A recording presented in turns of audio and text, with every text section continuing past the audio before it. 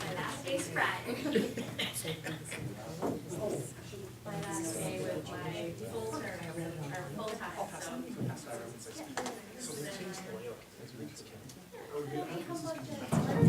Whenever you want to start.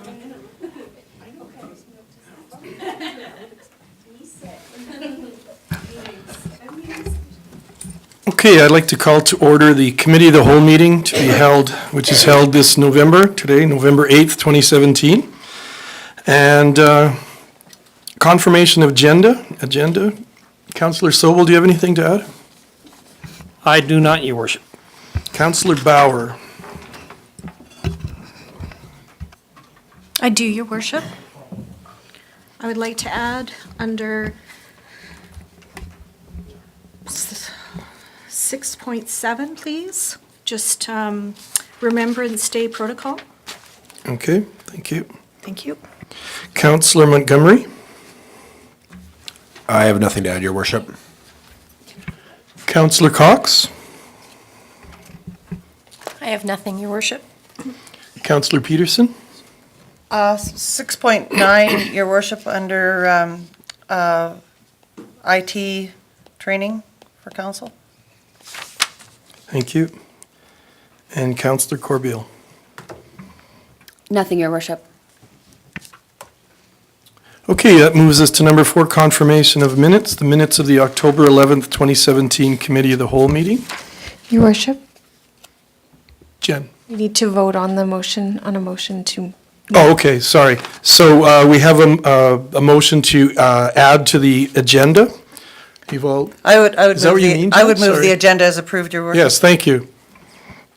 Thank you, Councillor Peterson. You've all heard the motion? All in favor? And we have no delegations, confirmation of minutes. Minutes of the October 11th, 2017 Committee of the Whole meeting. I'll move those minutes, your worship. Thank you, Councillor Sobel. You've all heard the motion. All in favor? Carried. And that brings us to item 5, unfinished business. Do we have anything, Jen? Ms. Sawatsky? Your worship, we need to move into committee of the whole. Thank you. So I am looking for a motion to go into Committee of the Whole. Thank you, Ms. Sawatsky. Councillor Corbeil? I move we go into committee of the whole. Thank you. You've all heard the motion. All in favor? Unfinished business. Do we have anything? I don't think we do. Which moves us to item 6, items from administration. And I guess just to clarify for anyone who's watching online, or if there doesn't seem to be much public here, this is more of a, Committee of the Whole is a little more informal than a regular council meeting. It's more of an information sharing, question asking, gathering some information. So it follows the same kind of procedures, but it's a little bit more informal. So that brings us to item 6.1, automated cart collection communications plan.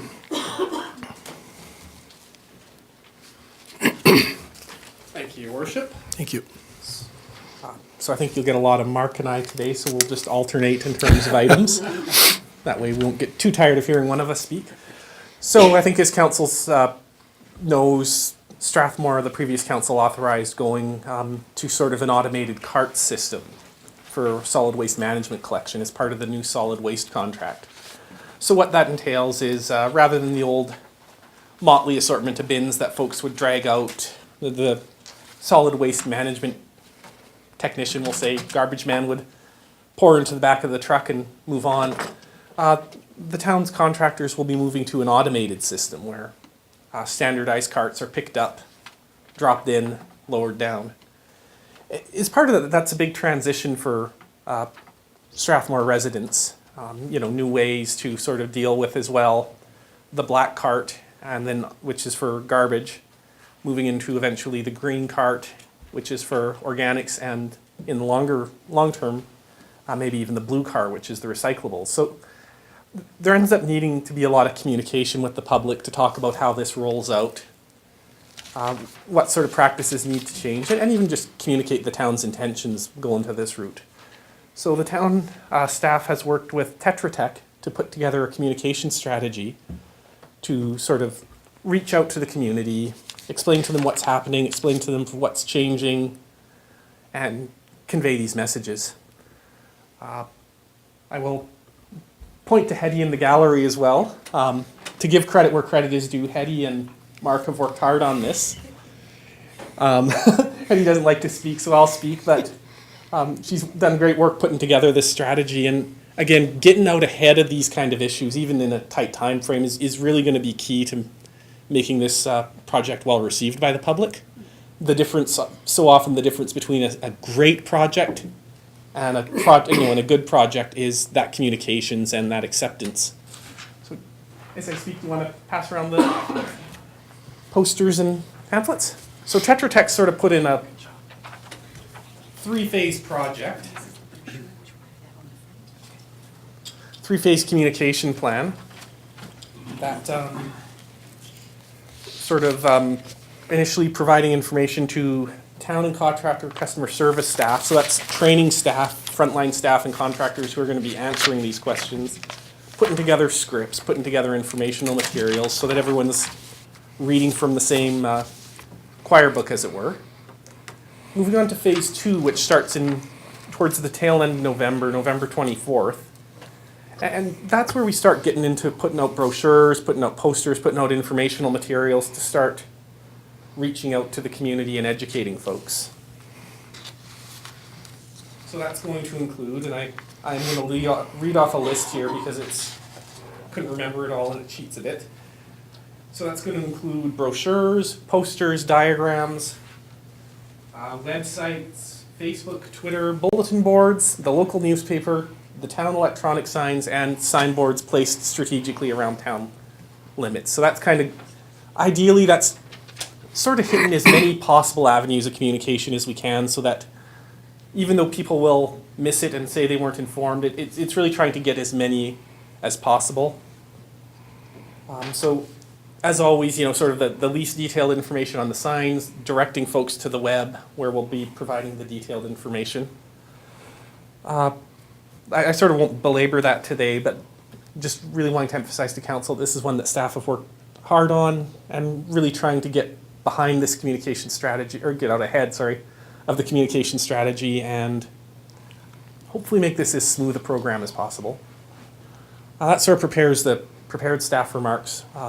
Myself will be happy to answer questions, and Hetty will be able to. One thing that was missed there, we've been working really closely with H&H Hex does, and Colin, and he's been very supportive of this and really bringing some great ideas. And we will be incorporating a lot of his comments and his ideas into our into the communication. Tetra Tech is simply the experts in communication. They've rolled out several of these programs across Western Canada here, so they know what they're doing in terms of what works and what doesn't work. And they really helped us, trying to get us into this program. With Colin's help and our staff and Hetty here, I think we've got great information that we could get the public and really focus. This is a communication for it. We've been also talking to Colin a lot about the education portion, and we're really starting to get into discussions about how we're going to get education and where we're going to focus that education, mainly on green cards. The placement of the cards, that's fairly simple. It's not, we need a lot of education, you need some education, but where we need a lot of the education will be on the green card program. Perfect. Thanks, Mark. Councillor Sobel. Thank you. I have 3 questions, but first I'm just so impressed with the direction we're going on this, and everything's looking good. But it's funny though. I was just thinking of your last comment, Mark, in regards to placement of the garbage can. So I was just reading the brochure, and I'm sure the brochure's got to be reviewed yet, but and it's something like this that can create confusion because the brochure is very specific in placing the garbage can on the black bin on the sidewalk, and then 4 steps later it says, then remove your black cart from the laneway or the street. So I can see. So obviously we're going to be, our focus is on putting these things on the sidewalk and not on the street. Or does it matter? That detail is where we're coming with Okay. Colin, because Colin has some lane pickups. Yes. Right? So we have to be very specific on the lane pickup. Yeah. We also have cul-de-sac pickups. Yes. And we also have street pickups. Yes. So Colin's really giving us the advice of where exactly those need to be, and that brochure will be adjusted to be specific to what Colin, or H&H, I shouldn't use his first name, H&H said. You can see we have a really good working relationship with Colin. Sorry. And that will really be incorporated into this, so people clearly understand what has to be done. And we're gonna have it in the mail out, in the utility mail out, and it's also gonna be right on the cart. So if someone doesn't get their utility bill or doesn't know it, and they get this cart in front of the thing, there's gonna be a little thing on the outside that tells them exactly what it's for. Good. Good. So I'm happy to hear that, which brings me to actually my second question, which is how this system is going to work for condo units that are right now being picked up by Hucksteads. So not private garbage pickup in the larger condo units, but there's fourplexes, sixplexes that now have their garbage cans in a wooden enclosure, et cetera. So, Your worship, once again, Councillor Sobel has leapt ahead of us. That's actually the item we're going to talk about as part of the solid waste one. That's been one that staff is grappling with, and we'll be presenting that to council tonight to sort of get council direction specifically on that issue. So, okay. Absolutely, that's a key one, and it comes up as part of that solid waste bylaw. Right on. The next item down, I guess. Okay.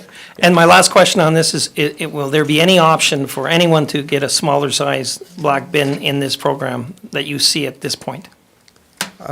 Your worship, with regards to that, one of the directions from council was to put out a survey to every Strathmore residents, sort of looking at the size they want in terms of carts and sort of what the willingness to pay for increases and decreases is. So Mustafa is rolling that survey out probably this week, I'd suspect, even Friday? Yeah. it's supposed to be this week. Yeah, we've sort of got the website prepped for it. We've reviewed all the questions. So we'll be going to the Strathmore residents for some guidance there, and based on the survey responses, and it's a tight timeline on the survey. It just And that- sort of that has to one- be, will be. That's mainly for the green card. The black card this time, we're gonna just roll out the larger size. It's 220?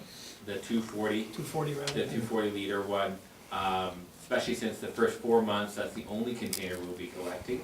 So it doesn't make any sense to have a smaller bin at this time. When we move forward, when we have the green cart, the blue cart, and we do the blue cart, then I think there's an opportunity, definitely at that stage.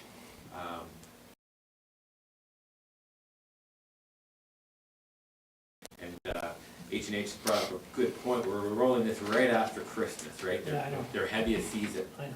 right? So he's like, oh, we should have probably moved it a couple days later or forward. But we're gonna make it happen. So just to clarify, is Mustafa's survey focused on the black carts as well? It's mainly focused on the Just the green cards and about asking questions related to, bring up the issues about weight, size, cost, all those issues in terms of size, and asking them, the public, based on these issues, and then which one would you prefer, right? So trying to get a real sense from them, because it's easy when someone says, do you want that supersized? And the answer is, if you don't ask the question, well, how many calories is that, or how much extra does it cost? You'll just go supersize if it's free and it doesn't cost you any more calories. See, I'm thinking more the other direction on this. I'm concerned about the single resident of a residence, be it an apartment or what, that will never fill a 240 liter container. And I appreciate there's things happening in the past. And I mean, a lot of communities have gone this way, have ended up at some point looking at garbage collection every 2 weeks. But space and storage of these units is going to be an issue for a lot of people. So that was the reason for my question. Thank you. Councillor Peterson, I think, was first, and then Thank you. I was really happy to see this, but one of the things that I thought was missing was something that Colin has been involved in for a while, and that is the work that he's done inside the schools. And I just thought how easy it would be to have an agreement with our school division in town, and I've already seen the significant impact that his education programs have had. And I also, when Calgary was rolling out their green carts, many of the schools independently chose to do that. And I watch to this day my grandchildren teaching their parents how to recycle, and it's been very effective. And Ballantyne and others have done some great research and writing on the topic of intergenerational teaching and learning, and there's great science, really recent science on it right now.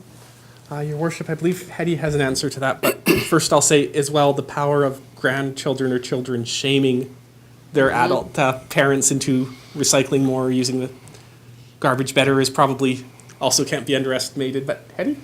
When we first started research, one of the greatest successes for the education and promotion of a service such as ours, one of the biggest items was bringing the kids in, educating the kids. The kids will be educated, they'll come home and educate their parents.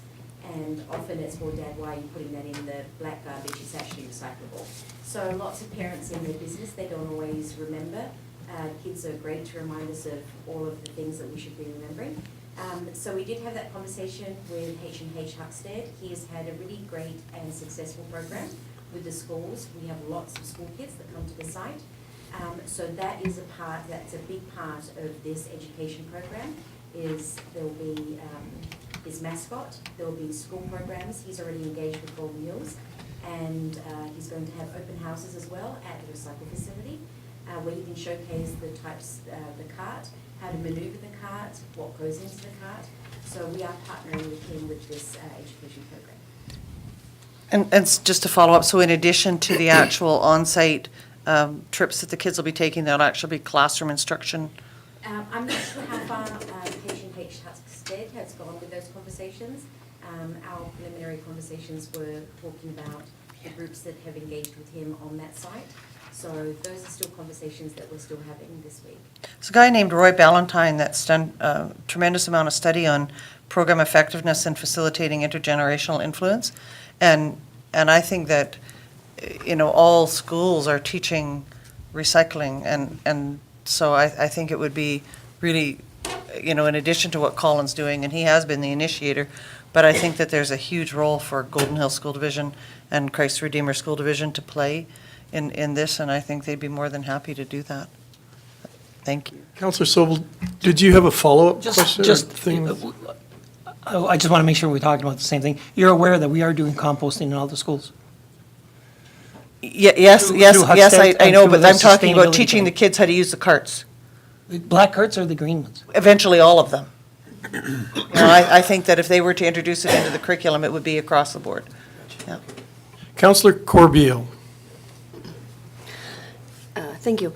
I am assuming it would be reviewed or whatever. It was just, there's another thing in there. It says how do you use your cart, and it has it out on the sidewalk at 7:30, and then when it has to be on there before 7 a.m. Just No, I guess we provided that as an example. Just an example? Okay. We haven't actually. That's what I was- That was, we just took one and we threw a bunch of our Yeah. topics onto it and said, we wanted to have the idea of it being a foldable thing that we can actually hold onto our carts and have it, and also have it in the utility. And how can what's the amount of information we have to do? We haven't done all the draft. We're bringing this forward before it's ready to go out, obviously. Thank you, Councillor Corbeil. Councillor Cox.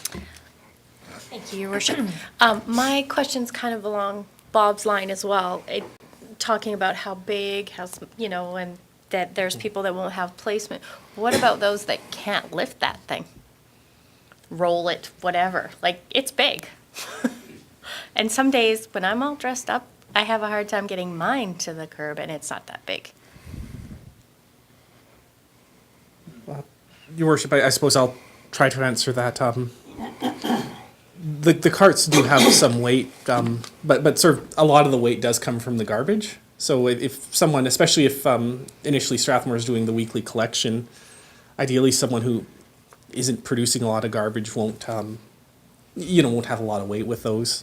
It was something that was discussed a lot, though, trying to make sure that and council actually had a hand in picking the carts, was making sure that, that the carts were movable and sort of suitable for, older residents or residents who aren't sort of, differently abled, we'll say.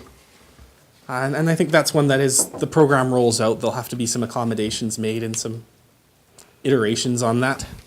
Okay. Yeah, I agree. One of the big things that we have here, interrupted, when we get the green carts are going to be the bigger weight, which will decrease the weight of the black cart, the big cart. So the first 4 months is going to be a challenge for people, and I know we understand that. I think when we get that green cart in there, and it takes that heavy, I think, Bob, I think we were talking before, was 50% of the weight? It's about right around 50. 50% of the weight of your garbage is in the organics. So all of a sudden we take 50% out of that big cart of the weight, and it's gonna make that bigger cart lot, and that's where the size of the green cart becomes important, because if you put too big of a green cart, it's gonna be really heavy. Yeah. Right? So that's where the question there is, we're going out and saying, hey, I don't want you to go, just because there's a supersize available, you should think about that, because if you fill that supersize, you might not be able to move it, right? So that's where we're trying to get those kind of issues. So hopefully that answers some of your questions. Councillor Montgomery and then Councillor Bauer. Thank you. So I noticed, like, on the town website, like, I was reading about the garbage pickup cart program, and you guys actually do have sizes on here. Are those not the right sizes then? Because you have 98 centimeters high, 62 centimeters deep, and 49.5 centimeter wheelbase. That is the black cart. So we have purchased the black carts, and those are the large 240 liter black carts. Where we are still up in the air is the size of the cart of the green cart. So there's 3 basic sizes that we can go with the green cart, 120, 180, and 240. The question is, what is the community as a whole? We're gonna roll out one set out, and then we're gonna have, the idea was, previous council was to have user choice, where if you wanted a different size, you could come to us for a small fee, upsize it, or change the size, downsize it. Like, this is where it comes down, do we roll out 120 and enable you to go upsize to 180 or 240, or do we go with a 240 and allow you to downsize to a 120?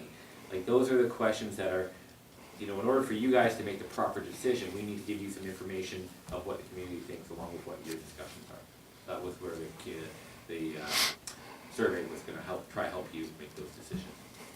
Like, would I be misunderstanding this? Like, when it says 98 centimeters high, like, that's about 38 inches tall? Yeah. Okay. They're Okay. about, if you were in our lunchroom earlier, they're about that same height. Okay, I see. Okay. And so I guess, like, pardon my ignorance, but so with the green carts, like, that's for just organic, like, so like compost type stuff? Compost, leaves, lawn waste, Okay. Your food waste, your pet waste, all those kind of things would go into the organic, and then they would just. Okay, and then, so it's my understanding that this won't incur any extra cost to the taxpayers at this point? The program to support the new carts, both the black and green, and the new service, based on the new contract that we have, with the new budget that we'll be discussing on Monday here, we'll be looking at about a $5 increase for the 2 services. Because before we were picking up one time, now we're gonna be picking up twice. So you have to pick up the cart, once for the black cart and once for the green cart. So we have 2 pickups, so our contractor is charging us a little bit, the contractor is, but we also include the cost. The town owns all the carts. So we will own the black carts, and we will own the green carts. The differential in price that they pay is just the extra service that they'll be paying, right? So we will still retain that, we will still maintain all those. So that's where that $5 comes into place. Now, like, isn't Huckstead saving money by not bringing all the garbage to Calgary? There would be some, the contract, it's not Huckstead that's saving the money. The contract values was, we went out for an RFP, and they provided the best value. So with that contract and the carts cost anywhere from $40 to $60 a cart kind of thing. So when we take that, we spread that over a few years to pay that back, we have to recover that in our utility rate. I think if I could add to that, maybe, we pay a tippage fee, do we not, as a town, when we go to when we go to landfills? So the town itself would be saving some money because there'd be less waste going to the landfill and more would be going into the recycle area as the program catches on. So we tried to keep the cost to a reasonable amount, $5 per household, we thought was really reasonable. And then the town makes the initial investment of the carts. And then we'll just slowly take care of that. So it's a very nominal cost to the people, and the people will be getting a much better service. And we'll be cutting down on the amount of waste, which is what we're trying to do as far as conservation. We're going to be cutting down the amount of waste that gets taken to landfills by the town residents. I guess like my final question is, are we looking at maybe even cutting back to like one pickup of just organic per week, and then the next week would be solid, and then back to organic the next week? That would be, we do not, not at this time. That would be in phase 2 or 3 that we would be going to that. This is simply the black carts and the green carts is phase 1. Phase 2 is when we look at the blue carts, when council decides to go down, if we want to go down blue cart. One of the reasons we didn't go blue cart right away, we have private suppliers of blue carts in town, and we wanted to let them know that we will be going to blue cart, right? But we didn't want to do it day 1 and take away that, if they put a bunch of capital in to do that service, we didn't want to get in any kind of private business. So we're allowing them some time to adjust to the fact that we believe, and our wastewater plan, solid waste plan is to bring in a curbside recycling program. When that is, that's at 100% discretion of council here. I'm trying to, there's a lot of, your question's very broad. I'm trying to. Yeah, first of all, I'm concerned about, like kind of incremental creep of price over the years. But then also, I think, if especially in the winter, for instance, there's not going to be a lot of, organic produce. So maybe, if we could save money by, just picking up every second week or something like that. I think if I may, can I jump in? Yeah. Many of these programs, once they're fully operational with black, green, and blue carts, they tend to provide the same service, only rather than having one bin to take all your waste, you have 3 bins, and it's sorted. And so consequently, our intention in developing this is to make it a self-sustaining program that's not subsidized through any other tax dollars or anything else. It's self-funding. And eventually, we would see all 3 carts. This is probably 3-5 years out, and it is as Mark said, at the discretion of council how that eventually rolls out. But we believe it can be an affordable, self-sustaining model, and we do have savings in tipping fees. We just don't know what those are until we've diverted all of the waste and really understand what the waste streams are doing. As Bob brought up very astutely, when you start taking out many of the heavy things, and you can get down to 30% of actual waste, and the rest of it gets diverted. That starts to really add up. But it depends on it really depends on how the community embraces it. So, but it's a long play, for sure. But eventually, it does pay off because it's becoming increasingly difficult to locate and find landfills, and so many communities, the costs, it's far cheaper to go this route than it is to try and find new landfill sites, and even trucking to the new sites. I know in some cases, some cities are trucking their waste hundreds of miles away, and some by rail, and it's very, very expensive. So we're very lucky right now. Thank you. Okay. Thank you for answering my questions. Councillor Bauer, did you still have a question? My question was answered. Oh, okay. Thank you. Thank you. Councillor Sobel? Thank you. I mean, I think the point you just made, James, is really, really important. And I'm hoping to see some of that in our educational program.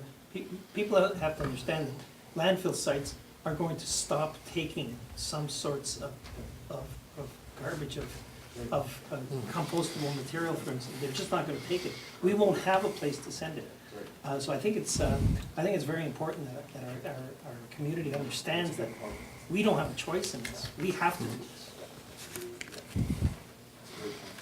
Any other questions, councillors? Thank you, and thank you, staffs, for all the work you're doing. And I think the only thing we might have to be careful of is the communication as far as the public and the weight of those black cans at the start. And then the fact that Councillor Sobel and someone else mentioned that people may want to downsize if they don't need the size that they're talking about. But thank you to all your staff for your help. And that brings us to 6.2, Stormwater Discharge Agreement. Mark.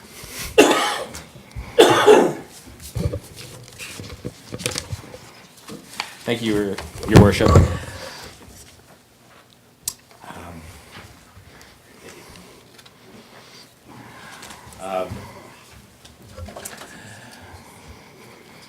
I'm bringing forward tonight, I'm sorry for the lateness of bringing forward this draft agreement with the stormwater discharge agreement with the WID.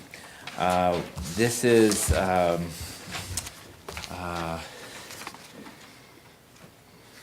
we've had a stormwater agreement with WID for many years. The last agreement was about 10 years. We got a 1-year renewal last year. And this year, after, as a condition of us going into the next step of CMSI, and even for me as administration to bring it forward to council, the CMSI agreement, I said we needed to have certainty on our existing facilities, our grandfathered facilities within our town. So this is the WID stormwater agreement. This agreement covers the existing drainages within the old town prior to annexation the last annexation. This allowed us to discharge into the main A canal that flows through town, the A North canal that flows through north beside Hillview, and also our Eagle Lake drainage down into Eagle Lake. We've had successful negotiations with the WID and have come to basically the same agreement with some minor modifications related to inflation for the annual maintenance fee, how we calculate the offsite levy. There's an offsite levy portion that we pay them for utilizing their facilities, and so they can do upgrades to that. And also some minor technical issues related around to the fact that the city of Calgary, our IDF curves that we use for rainfall have changed since we first started this 15 years ago. So we wanted to update those new curves and put those in. I received this draft. It's been sent to the WID, and I present it to you tonight so you have a read for when I bring it for a decision next council. And I will be bringing forward any changes that I have with WID. I have a meeting set up for this Friday with the WID to just finalize this final agreement. And I will bring any of the changes that are different from this agreement so that you guys are prepared to allow us to enter, negotiate, or to sign off these agreements. I'm trying to bring more complicated issues to you guys, or these documents to you in advance, so you have more time to review these. This has been a time-sensitive one. We really put the requirement that this has to be in place before I would bring forward CMSI, because that other stormwater agreement basically states in it that all the previous agreements stand, and that it does not affect those. So if we didn't have that agreement in place, then we don't have an agreement at all, right? We're not been protected by CMSI, so that's why I need to bring this forward and make sure that it's in place, right? So it is mostly housekeeping on the agreement from previous ones. Councillor Peterson. Thank you. So just related specifically to what you just said about the CSMI, and I know this agreement doesn't differ, appreciably, but the 1 in 100 is now different, right? The target has changed, the 1 in 100 event, storm events, that criteria has changed. From the city of Calgary in terms of the IDF. Well, I think it's changed provincially. I think it's changed under disaster services. I think it's changed worldwide. Like, we've always had 1 in 100 in our previous. In our previous agreements, but I think what that means has changed. Yeah, and here we're using the city of Calgary 1 in 100 year Chicago storm, right? So we've defined that, and that's based on the City of Calgary's IDF curves. Yeah. And so we're using the 2001 IDF curves, and so we're going to go to the 2009, 10, or whatever the new IDF curves are. So along with that, then, you know, I heard you say that you don't think that there's going to be appreciable changes, but I'm seeing it in other places where they're talking now about changes in the catchment area, the surface water system will impact on how that rolls out in terms of conditions around damages or overages. And that could really impact us in terms of, especially the tour we just did, thinking about that, the biotic changes, you know, like that could really change the game. And maybe not this time, I don't know. We might sneak in, Yeah. but we might not. Yeah, and there is risk, obviously. The reality is the WID has a built structure. It's a canal. It has a certain capacity, and they've allocated 50 cubic feet per second to us. So if the weather changes and it gets drier, we could actually put more area in there. If it gets wetter, then we have to do things to actually keep it to 50.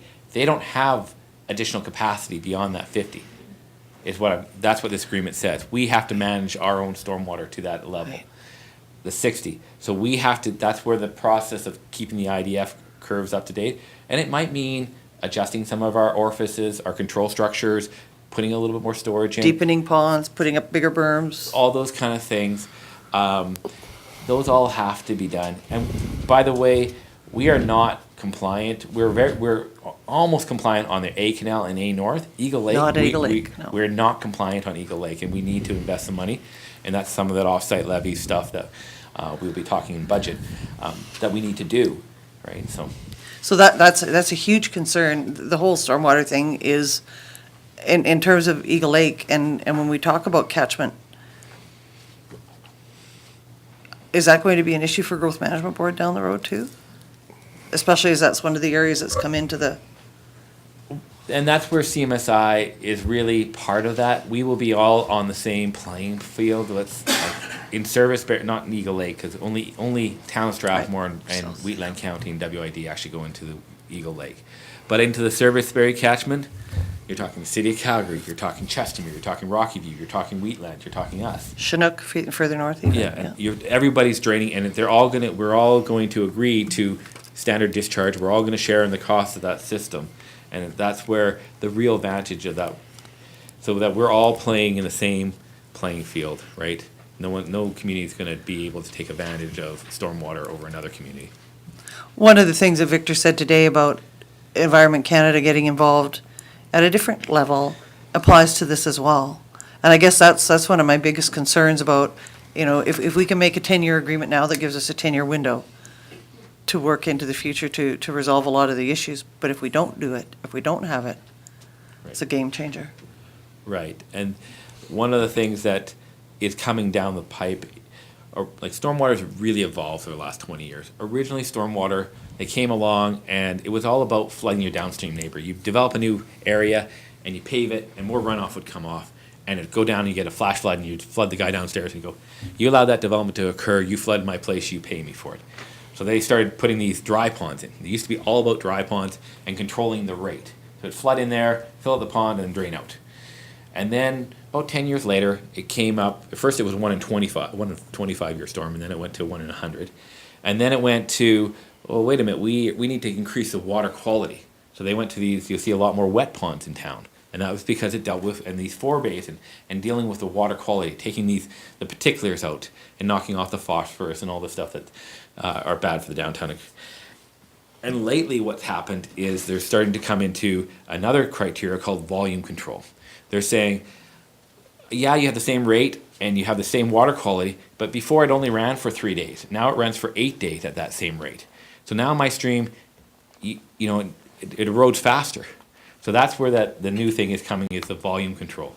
And that's where really, that's the real design criteria. When you do volume control, it actually governs all the other controls, because it actually has a lower rate, a discharge rate. It has a higher water quality. Like, basically, if you do volume control, That's biotic criteria, right? That's for the biotic. it basically, once you do the volume control, you're sucking in most of it into the ground. You're not letting it run off. So that's coming as well. I think it was Councillor Sobel first. Yeah, just very quickly, Mark, the annual fee would not vary except for the CPI, is that correct? Yeah, For basically, the 10-year, for the duration of the contract? right, so basically, the new number that we've done in here is a 2006, that's all been, like, if you went back to the 2007, we just basically been taking it up by CPI, so that's where that number comes from, we haven't changed that at all, and they have agreed to that. Where we've changed it a little bit is, they have it at a per lot basis, and we have it at a per hectare basis, so we had to have some better language in there to cover ourselves off on that, to protect the town. Thank you. Councillor Montgomery. My question was just what I was referencing when we were at the tour there, and that is, are we looking at maybe storing some of our stormwater and then, we could sell that to, or not, maybe not even sell it, but just, like Nameka Farms could take that and we just, send all of our effluent to the river? There definitely was, before CMSI, that was one of the options that we looked at, was actually using the Bow Tertiary outfall line and tying in Pond 6, which is our last storm pond right now, into that system as a solution, because we don't have any natural drainage around there. It's possible. It's not it's something that we could, if we need to, we could go down there. It's fairly expensive, right? So to transmit it, and then we're taking away capacity from our sewer.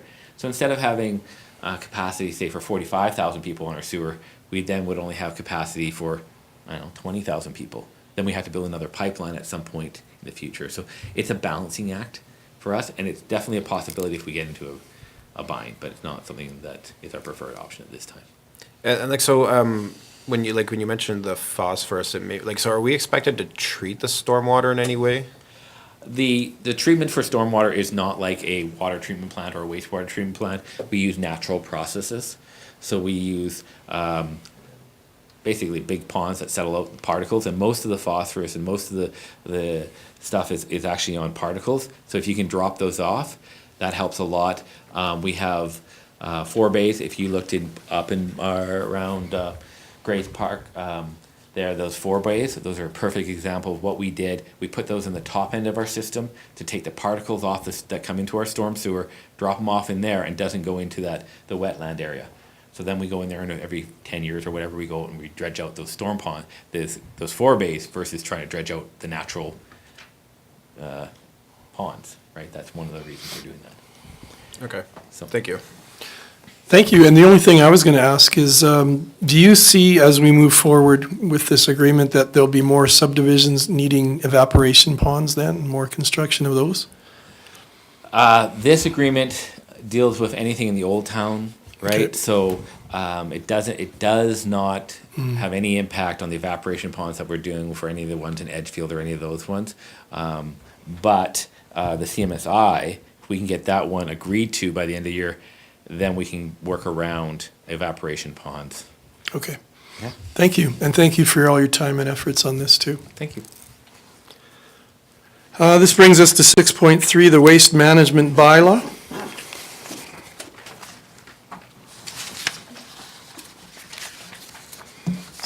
Perfect. Thank you, Your Worship. You're welcome. This one. This is another one of those bylaws that is a large bylaw. There's a lot of material attached with it. So, as Mark mentioned, we're trying to bring these to council sort of a week before consideration, to have informal chats at the or at more informal discussions at the committee of the whole meetings before we go into sort of presenting them for council for final decision with the presentations and everything. So, staff have put together this bylaw here. The intent of the solid waste bylaw is to sort of, or waste management bylaw, is to replace the current waste management bylaw for the town of Strathmore. As part of going to the new contract, going to the cart system, staff were looking to amend the bylaw. As we sort of, as staff began to dig through it, look at it, it was a very old bylaw. It was showing its age. Threadbare, we'll say, had been amended time and time again.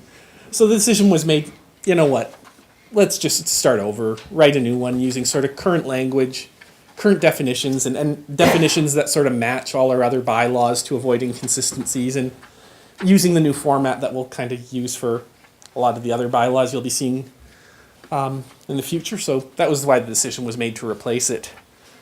So the goals of the bylaw, and as I say, it's a 50-page.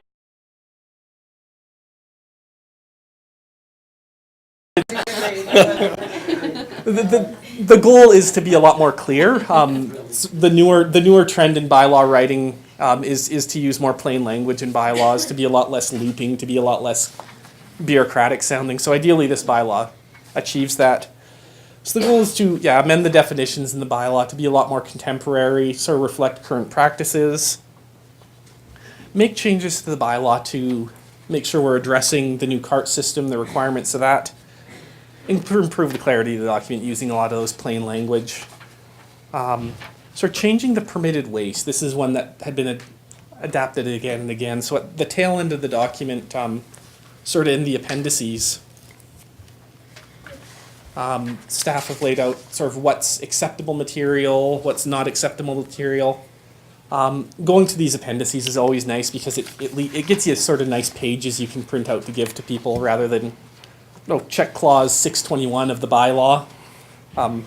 It's easier just to print on the single page. Changing the permitted waste, of course. Changing the penalties so they're more consistent with the other municipalities. It's sort of the challenging part about adopting the new system is there does have to be some teeth to it, and there has to be some penalties for folks who aren't complying.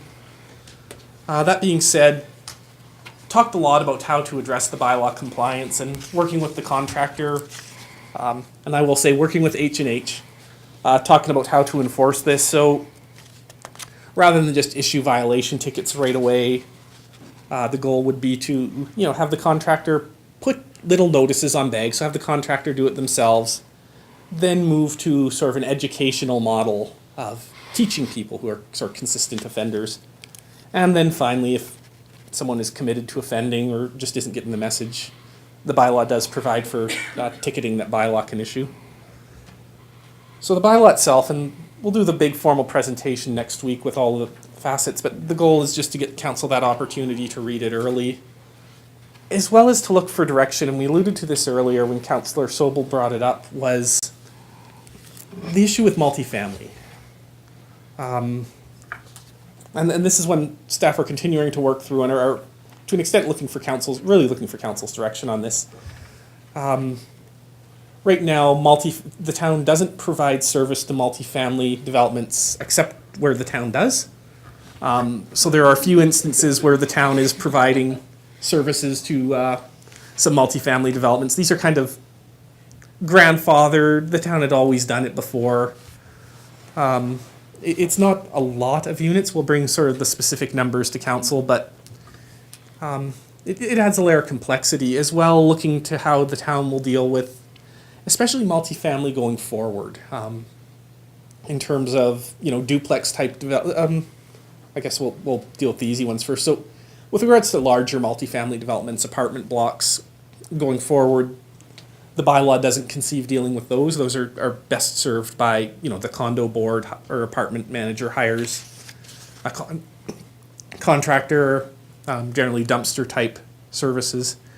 It's getting into the smaller multifamilies, so the sixplex but with 6 driveways, like we're seeing constructed out in Lakewood there, 4plexes with 4 driveways, duplex type developments on on private roads. So the town currently does provide services on some of the private roads, and just looking for council's direction if that's where we want the town continuing to provide. So providing services to multifamily and then providing services to along private roads are kind of the areas this bylaw leaves up in the air right now. And just wanting to see council's direction in terms of should the town be changing that service? Should the town be out of that business entirely, or looking to provide services to some degree of multifamily? Mark, I think I covered that, but... Yeah, I think there's going to be some issues for us on some of these units that are physically, we're gonna run into problems. Because when they're private roads, they don't necessarily follow our road template. That's my question, yeah. So we haven't discussed this in detail with H&H. Can they get the new trucks that pick up on these private roads, the carts, right?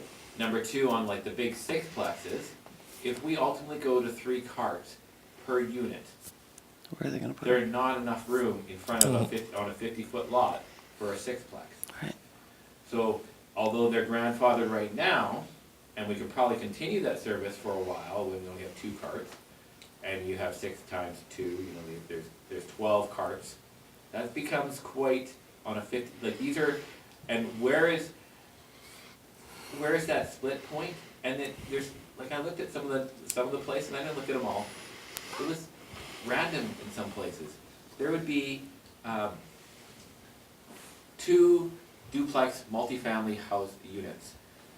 These 2, they look identical. These 2 get garbage collection from us, these 2 don't. They're identical. If you actually looked at them and said, well, why did these guys get, and one of the things that we have with the single family and our garbage collection system, it is a mandatory program for our single family residents. They have to pay us that fee and use that. They don't have to use it, they have to pay us the fee. But then we have this other group, multifamily. It can be, there's some of them can opt in, some of them are opted in, and I understand they've been grandfathered, we've been doing it for 20 years or 30 years, not like they've only been doing it for 5. These people have been getting garbage collection from us for a long time. Some of them, I don't think it's a big issue for us to continue collecting on them. This is council's direction to us, because it's not that, you know, they're like basically a duplex, but it's being fair, open, and consistent with your values that you provided to us to follow. How do we make these are things that we are struggling with, and we can come to you and say, we physically can't do these houses, and this is why, and that's why we can't continue that service. Other ones, we can continue those services, there's no physical reason why, but it might be a political or a fairness issue that needs to be brought forth.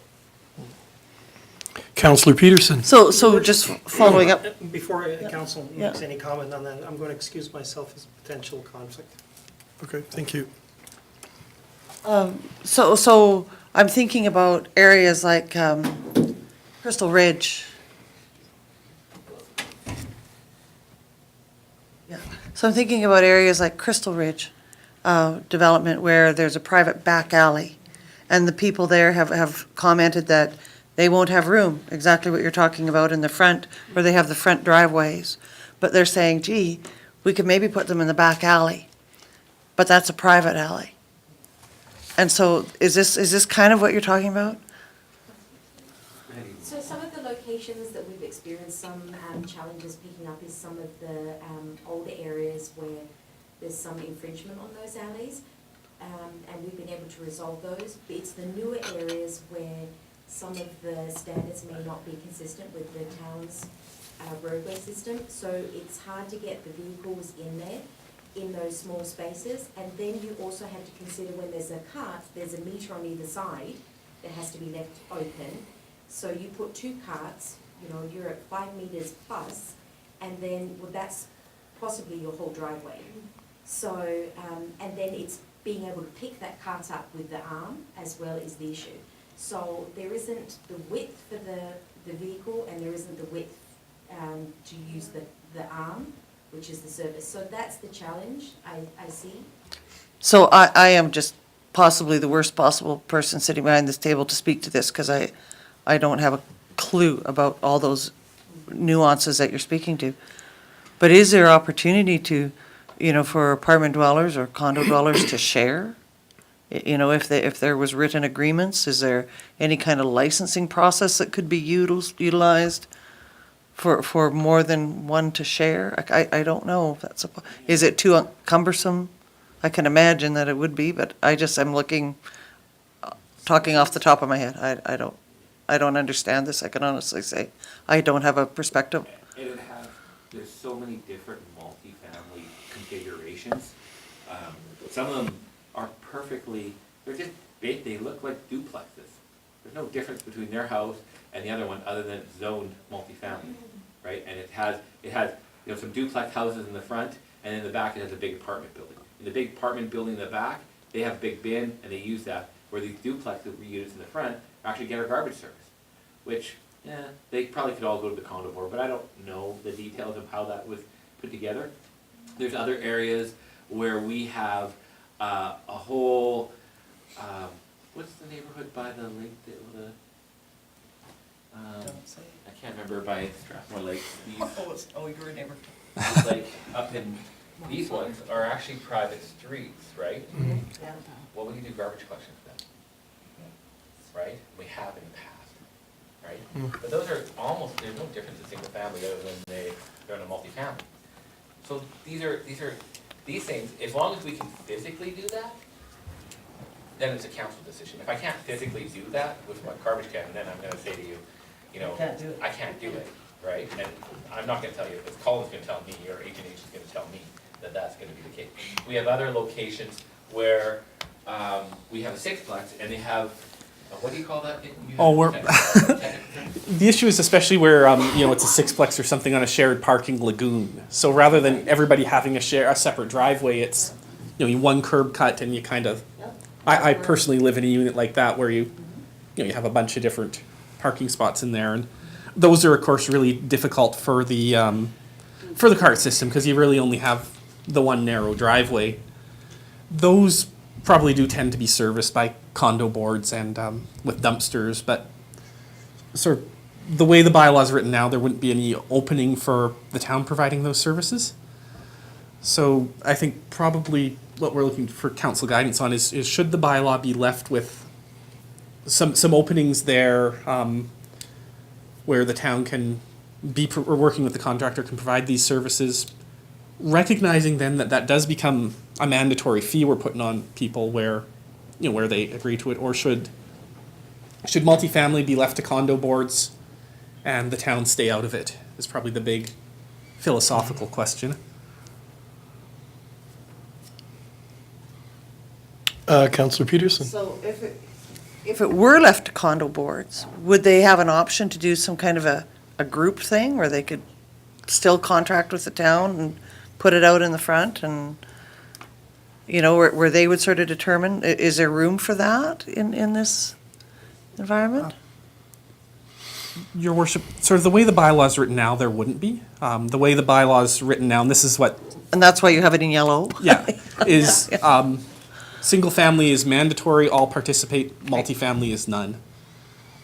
You know, allowing that sort of contract with, or allowing those condo boards condo boards could of course reach out to the contractor, Yeah. to H&H and enter their own agreement arrangements, and a lot of them would. Yeah. That's a pretty common model. Yeah, Yeah. yeah, Like, that's not common. Yeah. yeah. Is there ways for us to mitigate problems, to build bridges to that, to? Through the chair, so there's a couple of municipalities, of course, we're not the only ones that are having these discussions.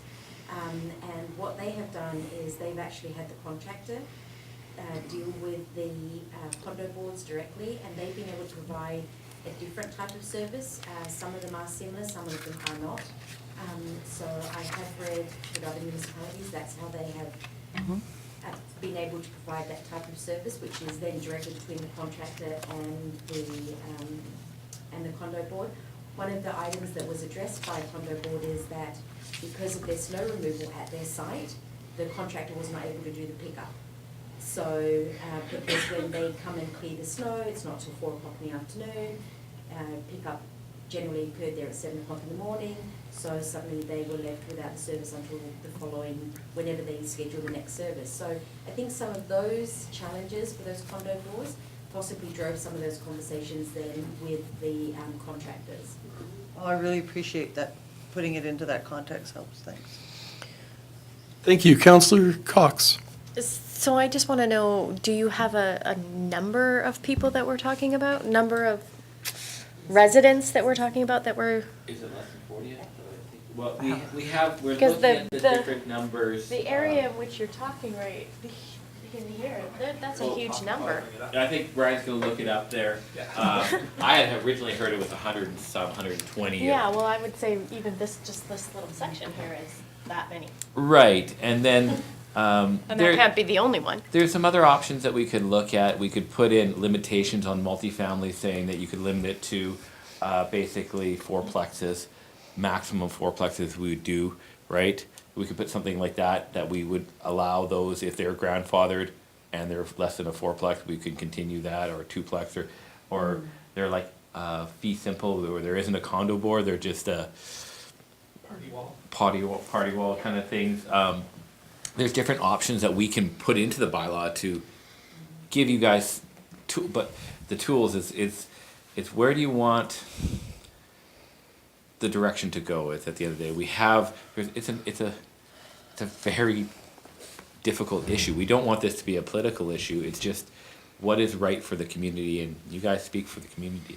So we're here to help you administer that. We have a week to go talk to people. Well, you have a week to, how many people?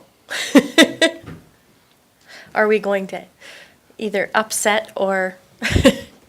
So, Your Worship, my apologies. First up, I had to grab these numbers here.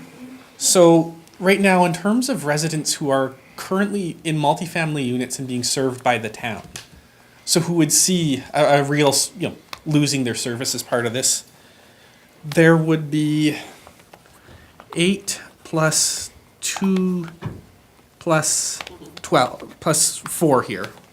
So we'd be looking at a total of 14 units there that would be losing service by the town going fully to this model. That's it? That's the number who would be losing service, yeah. Everyone else has sort of made other arrangements. Oh, they're incorrectly done. Oh. Yeah, Diane put together a list here. Okay, thank you. Councillor Montgomery. So I guess my first question would be, obviously, if they're not getting garbage pickup service, they wouldn't pay for that in their taxes? Okay. And then do multifamilies currently pay by the unit? So like a sixplex would pay like for 6 garbage pickups? Your Worship, with regards to the folks who are currently being sort of served that way, yeah, they'd each get paid. So it's 14, and that's a 4plex, 8 duplexes, and another sort of up-down duplex. They pay sort of each get a separate service, so they just pay it with their utility bill as a separate cost. Okay. And so I guess my other question actually has to do with kind of the CART program. So for areas that like for instance, like if the back alley won't accommodate the carts, are they going to be moving to the street pickup then? Our conversations between Colin was his current leave as a route will not change from his current collection point. So if you are in the back lane, you will remain in the back lane. If you go in the front, you will remain in the front. That is his current position. I do know that he's going to finalize the details on the car, the actual units that he's purchasing on Friday here. So those kind of details will, but right now, we have not been informed of any changes to those routes that are current. Thank you. Councillor Bauer. Through the chair. I would just like to, well, first of all, say that I really enjoyed reading the bylaws. It got much more thrilling once I got to the schedules, and especially the penalties. So the reason that I found the penalties interesting when you were talking was that you're saying that currently you were thinking that Huckstead would be doing the pickup and give reminders to the people that are infracting on the bylaw. And then you're saying that they would then have to report to the bylaw officer, and then the bylaw officer would go out and issue the ticket? Is that the process that would happen? So are we asking them to do a little bit more than what we should in that case? I can speak to So the current process is if there's an item out that is not acceptable, whether you have 10 bags or whatever the situation is, the contractor would tag it. The tag has a notification of why it wasn't picked up or what the issue is with that item. Then if there is following infractions from there, then the contractor actually contacts me directly, and then I deal with the resident, whether it's a communication piece or highlighting the bylaw, and if there's further infractions, then I communicate that to bylaw. And may I ask, what is the current revenue right now for bylaw infractions for waste management penalties? Do we know approximately? Like, is that something that generates revenue for the town? Your worship, in response to Councillor Bauer, honestly, we don't have that information handy, but staff will be happy to dig that out for you and send it around to everyone. If I may, it's not a lot. It's not. No, it's not a. So we have a mostly compliant population in the town of Strathmore? Yeah, actually, it's pretty Yeah. good. It actually is pretty good, I think. Yes, And but it's not a revenue maker. And when we get into enforcement, it's a balance that we're careful with. We'd rather have compliance than enforcement. Absolutely. Education would Yeah, help that. education for Yeah, sure. absolutely. That means you guys are doing a good job. Thank you. Okay, yeah. Councillor Cox. So, thank you, Your Worship. I agree. It was a great read, especially got good at the end. My question's for you too. I did hear at one point someone say that pet waste was allowed in the organics, but in your bylaw, you say absolutely no. That is going to be an issue. I believe lots of pet owners are going to wonder, what am I supposed to do with my pet feces? So is that going to be in this? Okay. Definitely, it is an acceptable product. We caught that today. Okay. This morning, I read that through. Okay, yeah, because And number we confirmed- 39. We confirmed with H&H that there's no issue with that waste. And I believe that it is an important Yeah. aspect of our organic. Yeah, because it is in your prohibited. And that will be removed. Okay. And then my other question is, I see, like, in the penalties, we deal a lot with what happens if the homeowner, whatever, doesn't comply with all these things. But what happens if, for example, your neighbor parks their car in front of your bins, and they continue to park their car within a foot, let's say, because we have to have a meter or whatever? How are we dealing with those kinds of infractions? Because they're complying, but they're forcing their neighbors to be. Does that make sense? Your worship, absolutely, and that's part of the reason that Strathmore goes with that sort of 3 levels of enforcement. So the initial tag on the bag as, a warning, we'll say. Then that communications where Hetty or city staff actually speak to the person. So at that point there, rather than just leaving a ticket, pay up, sort of the next step to enforcement is direct contact with staff. And at that point there, they'd sort of explain to Hetty what the situation is, and the town could work to remediate that, work with bylaw to deal with the issue. But getting that direct personal contact with town staff before the ticket's issued is kind of how we trap that up. Okay, because I do think that with the 3-bin system in, like, the cul-de-sac areas especially, it becomes a very big issue because there is no parking. Yeah. So then now you're putting 3 bins that are this, that's a huge, bigger than my front lawn, I can tell you that. Okay, thank you. And I think that speaks to some of the comments earlier about, bi-weekly or weekly. In the city of Calgary, for example, they pick up blue and green every week, and they pick up the black cart every other week. So you're not and they're on different days. So my pickup for my house is for the blue and green is every Wednesday, and my black cart is on a Tuesday every other week. So I don't necessarily I only have 2 carts out, and I think that's part of when we get into that level of detail. And now they all have 3 240 liter toilets. this is where, if we want the smaller bins, maybe there's more options for us, right? These are all the questions. Okay, thank you for your time and efforts again. And that brings us to item 6.4, Canada 150 project celebrations.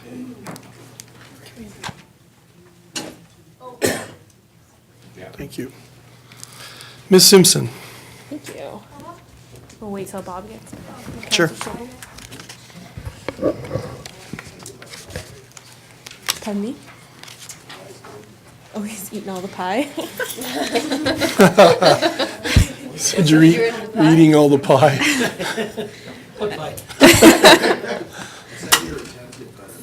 Tempted by the pie. Good evening, Your Worship and Councillor. We're just here this evening to talk about some opportunities to celebrate a completion of a couple of the Canada 150 projects. As you know, the downtown project is in its last couple phases of completion, with the furniture and lights going in later this month, as well as the Lambert Centre renovations, with a tentative soft opening of the library next week. So we wanted to bring forward some opportunities to celebrate and do some reopening ceremonies of those spaces in our community. So we'll talk about the downtown first. Our idea was to roll it into one of the events we already have planned. It's already marketed, and it's always great to have a built-in audience for some of these things. So on Friday, November 24th, the town is hosting our first annual downtown Christmas night market, and it's from 5 till 8 p.m. It's going to have a bunch of different activities, including a night market in conjunction with some businesses downtown, hay rides, crafts, hot chocolate, all those fun, festive holiday activities. One of the things we're doing this year is we've partnered with the Strathmore Scouts, and we will be putting up a 15-foot Christmas tree in the parking lot between the Chinook Credit Union and the movie theater. And we want to do an official lighting ceremony for the tree, just like they do in Times Square. And our idea was that a opening celebration and ribbon cutting for the downtown could happen at that time. We have power, and we could provide an opportunity to speak to the project and its successes and the benefits to our downtown, as well as provide some ribbon cutting photo ops and to officially reopen the street for the community. For the Lambert Centre, the library, we're working with the library to host a couple of events.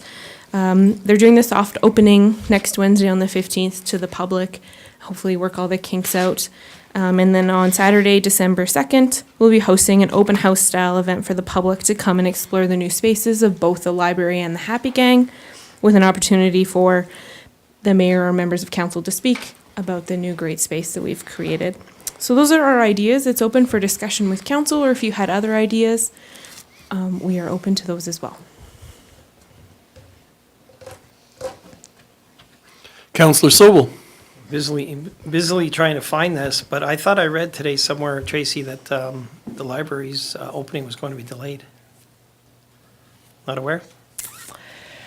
We have a few outstanding items that may delay it. I don't This was, know if it's official yet. If I may, I believe it's, we're going to have temporary occupancy. Correct. Deal with some of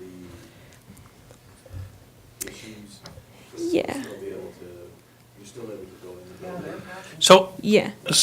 it says here on their site, we're sorry to announce that the library will not be open on November 15th as planned. The Strathmore Library is experiencing a few delays due to construction of our new building. The library will not be open on the schedule on November 15th. Anyway, I'll leave that with you. Absolutely. Yeah, a number of things could have happened Sure. to cause that delay, but yeah. Okay. Other than that, I especially like the downtown event on the 24th. We'll be back from AUMA, so I'll certainly be there. Councillor Peterson? I think it's a great idea. I just wanted to point out on your poster, there's a little spelling error. Of course there is, because we just printed them all. Under the night market, under where it says night market, it would either be, do you Christmas shop locally or do your Christmas shopping locally? It works either way. It does work either way. Yeah. Thank you for putting that out. Any other questions or comments? Councillor Cox? I think it's fabulous, and I will be there. Great. Thank you. Thank you very much for your presentation. Thanks. And your information. You're welcome. Yeah. Item 6.5, council schedule, November, December 2017. Thank you, Your Worship. I've just put together a report and a list of council events, I guess, or meetings over the next couple of months. As part of our orientation program for council, we'll be holding 1 hour sessions prior to council meetings up until January 10th. And those sessions are really to give you a more in-depth look at the departments for the town and some of the issues within those departments, just a little bit more in depth than our initial orientation. We also have a number of events, including a UMA convention, the Insights workshop that council agreed to for November 29th. We have the town Christmas party, which you'll all be getting invitations for shortly. We also have an open house, and this is an annual event that council holds. Typically, we've done it on a Friday afternoon from 3 to 6, but we thought that we would change it up a little bit this time and try and hold it before a council meeting. So we've tentatively scheduled it for December 6th from 3 to 5:30. It'll be here in council chambers. And then after that, we'll have council orientation, the orientation session in the council meeting. And hopefully we'll have some public stick around for the meeting. We also have our first strategic planning session with council scheduled for December 11th. And that will take place from 8 a.m. I believe we said 8 a.m. till 1 p.m. That's only half. That's actually changed since the report was written. And that's at the Strathmore Travel Lodge. So just for clarification, that's 8 to 1 or 8 to 5? That is from 8 till 1. Okay. 8 till 1 on the 11th? Yeah. We'll have breakfast. Not supper. Can I ask a question about the strategic planning session? So is this strategic planning session also to deal with budget? Then why wouldn't we wait and do it in the council retreat? So I have an answer for that. So this strategic planning session is an introduction to strategic planning. It will explain the process of strategic planning and set up the retreat for Gotcha. a more in-depth look at what council want, at the actual strategic planning part, if that makes any sense. Part of it is to do a gap or SWOT analysis. Gotcha.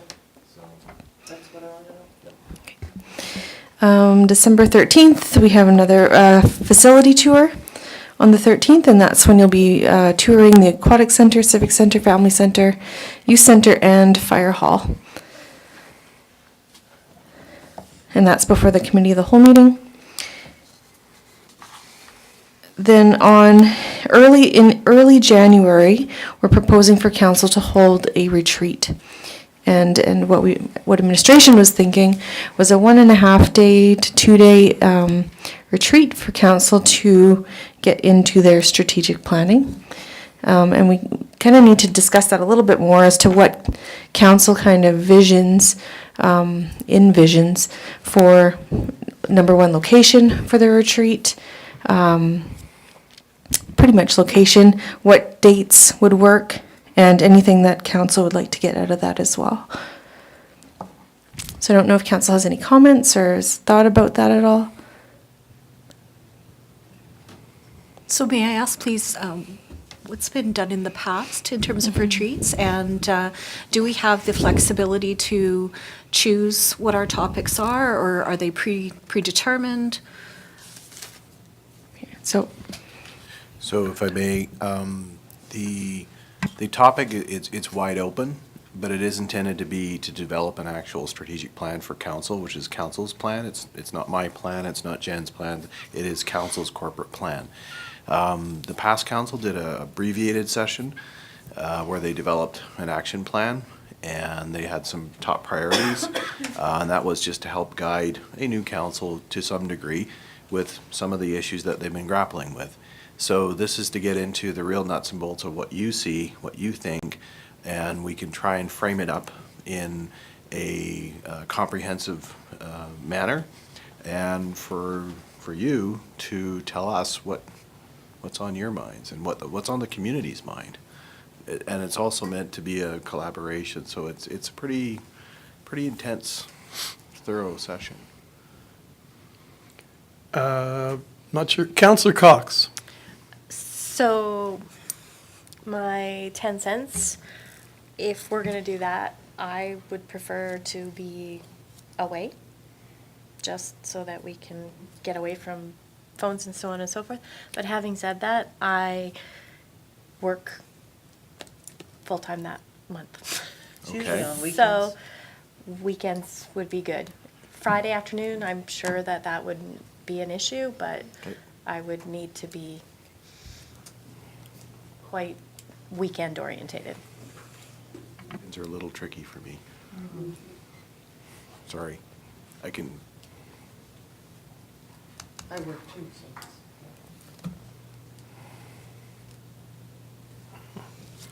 are there any dates that, because typically we've done it here, the councils in the past have done it in some places around. Well, I know the schools go back on the 8th. Yes. So maybe that's a week that we would want to stay away from if I don't know, if you still have kids in school, you might want to keep that weekend free before the kids start back to school.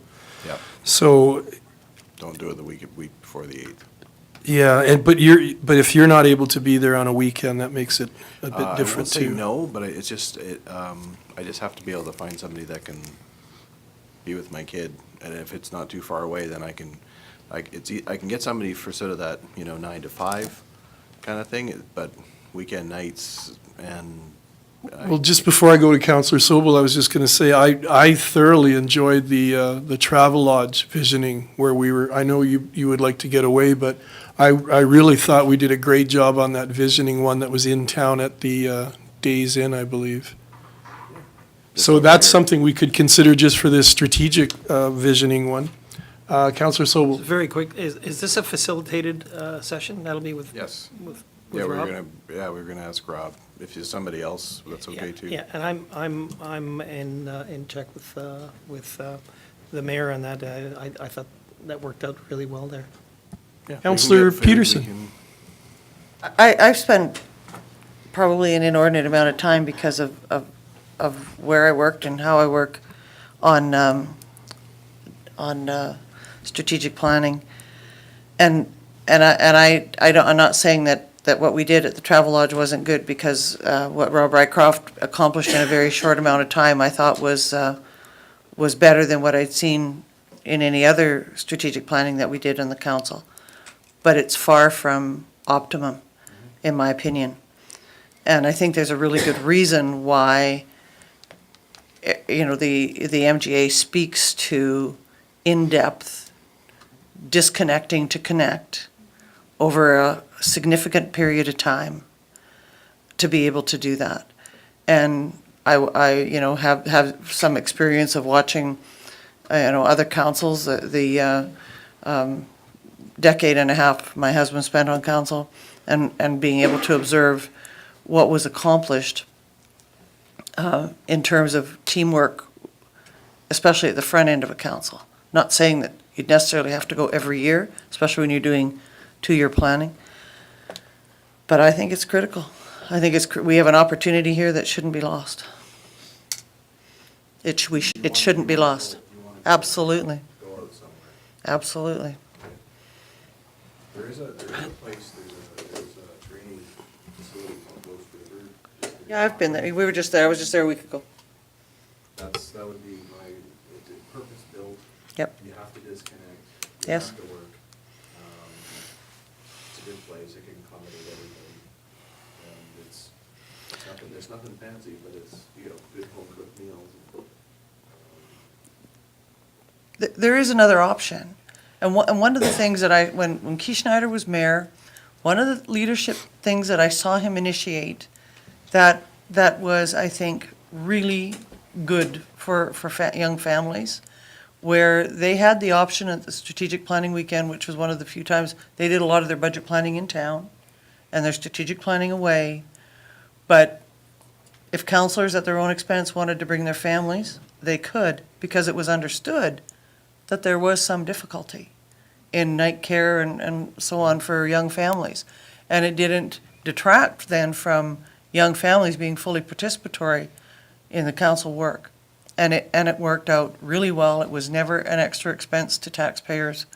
And I think it was really appreciated by the people who sat on those councils in those days. And, well, yeah, well, I just think it's useful.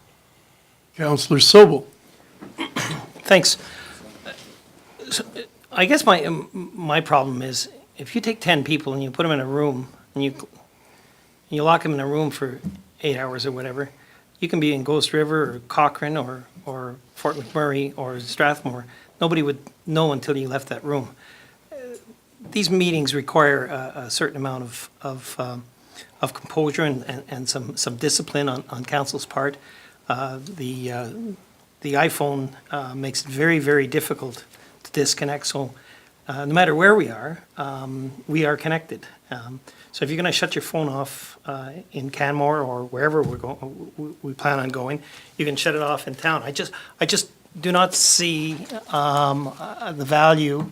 And I was very impressed with the project we did with Rob on this, and I'm certainly not as experienced in regards to those, but I'm very proud of the work we did there. And once again, the only thing I'll say is, I support the idea of supporting our local community in these events. This is our town. We're a council for this town, and I would just, and besides, I hate sleeping in foreign rooms. I'd just as soon stay in town. Thanks. Councillor Cox. I wasn't able to participate in what you're talking about, but there are some local places that we could go that are not necessarily within the town of Strathmore, but in the county of Wheatland. We definitely have a lot of places where I believe we could go. I think that the whole point of, after all the work we do, that we don't all just go, okay, we're out of here, and we're gone. We actually connect as people. Having said that, if we can't do the week before the 8th, I can't do around the 15th either. So. Would council be amenable if we found something that's within a half hour of here? So either we do get out of here, but we don't necessarily, the option is there if you want to. There's 2 or 3 places that are within a modest distance of Strathmore that we could retreat to, and still have some time to spend. So are you saying that would be like a daytime retreat, then you'd come back to your own residence? Potentially. Yeah, it could be. I mean, if there are a few venues, they're not too far away. We're flexible. The hotel here was great. It worked. To Denise's point, if you want to get out, we can go as far as the other side of the city. We can go into the city, or we can go somewhere. Do you have any particular preference, or you want us to come back with a couple of options next I would say if you could come back with a couple of options we could consider. I echo, I've mentioned this before, I think we've done some amazing things just by focusing in here too, and I know when I first got on council in 2010, our debt ratio was over 60%, and we got it down to 22.9 or something. And those are basically weekends we spent right here, and we were very effective. Now, I understand the idea of a retreat bringing us closer together. I just think we can accomplish retreat visioning type goals and still stay either close or in town. So, but that's just myself, and that's something we can talk about if you bring us some options. Councillor Peterson, did you want to still add something? I do actually want to still add something. I want to still add that I think it's really important to look at the Municipal Government Act and look at why they say it's so important to go away and why they say it's critical for team building. And the best way that we can support our town, the very best way, it's not the $14,000 we save by staying here. It is by spending the next 4 years working as a tight-knit, committed, focused unit. And that did not happen in the last 4 years. I didn't particularly see evidence of it in the years before. I'm not saying that there was dysfunctional council. I'm just saying it could be way better. And I did not see team. I did not see it. And we have an opportunity with this very rich council to do something that I think is pretty spectacular. Councillor Sobel? Just very briefly, I don't disagree with one word in that, although I really would like to know where that is in the MGA. And I'd appreciate if you can give that to me. I'll see if I can find it again. But the problem is, I just don't understand why going away is going to create that. We can do that. save the This data. group of people, we can do that. We can have that team right here with this. I am confident. I have absolutely no doubt about that. It's the people that make a team. It's not going away and staying in a hotel It's somewhere. not what the research says. I'm just saying that. It's not what the research Well, I says. think if we can come back to Mr. Thackeray bringing forward a couple of options we could look at as a group, and then we can make a decision. Definitely. I know this may sound a little bit out there, but do you have any issue with actually staying in the same place for a night to everybody, even if it's in here? Like in here? Like actually in this office? No, no.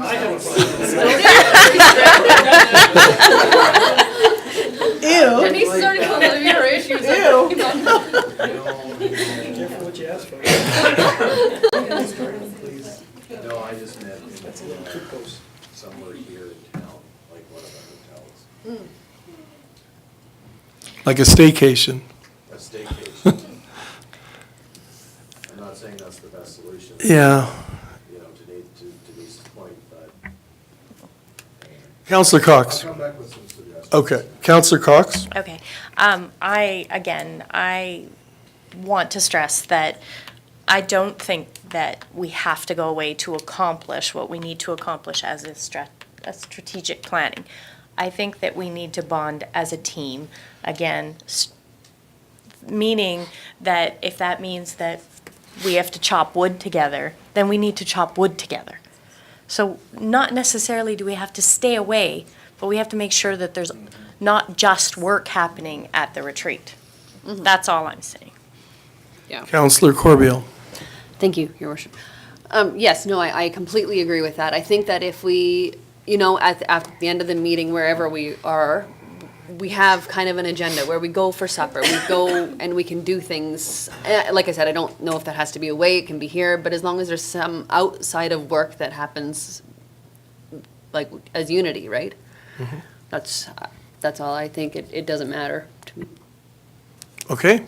So I think we're leaving it at, we're going to consider all options, and you're going to bring us a couple of bring back a options couple of to options. discuss and decide upon. For sure. Okay, thanks, everybody. That brings us to 6.6 Second Avenue All Abilities Parking Update. Chuck? Good evening, everybody. New faces in the audience. My name's Chuck. I work with Ryan and Mark. I do have a presentation for you tonight, just this little thing in front of you. Thanks, Matt. So I'm here tonight to talk about Second Avenue and give an all abilities kind of parking update and kind of a project overview as well. So I think as a whole, we're very proud of our new street down there. We're very proud of the way it looks. There's some things that I'm going to talk about tonight, just the final touches. The table of contents for tonight, kind of a brief project overview, a parking stall update with some stats and stall location pictures, and then we can open it up to discussion. I think feel free to interrupt me with questions anytime tonight, for sure. So a brief project overview. This is the 2nd Avenue Storm Drainage Line and Enhancement Project that took place this summer and fall. The majority of the project is complete. There's some aspects that are not complete. So we have new furniture. This is the black furniture arriving in November that needs to be installed. We have the new street lights, which are arriving in Edmonton November 15th with installation to be announced. The delay on the street lights were kind of on the Fortis side of things in their manufacturer. We did have the order in time, but just some delays on their end. And then some line painting corrections, and these were delayed due to weather and temperatures. And then just finalize some signage installation as well for that. So this is kind of this picture kind of gives the best kind of overview of what we've done. It shows one intersection. So the project was 2 blocks from Lakeside Boulevard to 3rd Street on 2nd Avenue. Kind of the biggest change that we made down there was these, we call them corner bump outs with mulch beds and trees, and we took back a space that, I'll show you on the next slide here, that on this left photo was just hatched kind of white lines. It was wasted space, and we kind of took this back and made this kind of a pedestrian realm, widened the sidewalks along there, and did a whole bunch of new tie-ins to businesses too, so that's the entrance from the sidewalk to the business. And as you can see on the right, that space is quite nice with the stamped concrete cobblestone pattern there. And I think we're just really proud of how that looks. So that's kind of it for the project overview. I'm going to talk about the All Abilities parking stall idea next. So the next slides kind of discuss this. This is for council's discussion tonight. There's no recommendation, but we can absolutely talk about it. We can add more ramps if council wishes, and we can adjust lines too. I think it's fair to say that this project's kind of an open door. We aren't done until everybody's happy. So keep that in mind moving forward. All Abilities parking stalls. So recent discussions and questions kind of on Facebook and between staff and council regarding these All Abilities handicap parking stalls. When we initially opened 2nd Avenue to vehicle traffic, we noticed that there were some kind of stall errors, some painting errors with and ramp location errors. It came down to error and the speed of the project. It was an aspect that wasn't quite as polished as we wanted it to be. Our reaction was 4 more ramps were added in late October. I've got a map included in here coming up that shows the stall locations. And some stalls were marked without ramp access currently. These are scheduled to be moved. I've got some stats and pictures coming up. And then we were waiting on the weather and temperatures to cooperate to schedule line painting as well. So this is the map. It's included in your package there. The solid red dots are stalls with direct access ramps on your map. There's only one that doesn't have a direct access map as it is today. That's number 8, that location there. And then the yellow are the handy bus loading. So you can see the majority of the stalls with ramps are on 2nd Street, but they provide direct access to the bump outs onto 2nd Avenue. So here's our stats. So we have a stall and ramp comparison below. So previously we had 7 stalls on 2nd Avenue, and with our enhancements, we now have 8 total, so we've increased by 1. The dramatic difference here is we only had 1 access ramp before, and now we have 7 direct access ramps, so that's quite an improvement. We had 2 handy bus loading before, neither with a ramp, and now we have 2 handy bus, both with a ramp, which is great. So this is previous kind of Google Street View. You can go on our old 2nd Avenue and see what was there. The one in red is the one access, direct access ramp that we had before right in front of the Chinook Credit Union. That was our only one. Folks used to access the sidewalks using the corners there, as you can see in that right photo in front of the Valley Medical Clinic. So it was an unideal situation where folks would exit a vehicle from the rear and then travel on the street up onto the sidewalk kind of thing. So it was not ideal what they were doing previously. In front of the old TELUS building there too, there's just a stall mapped with no ramp there. And then our new photos, I kind of didn't take advantage of the good weather that we had. I wish I got more photos because now it's all covered in snow, but you can see the red circles on the right image are where our ramps are now. So they're at the corner of the bump outs on 2nd Street. That's where the majority of them are.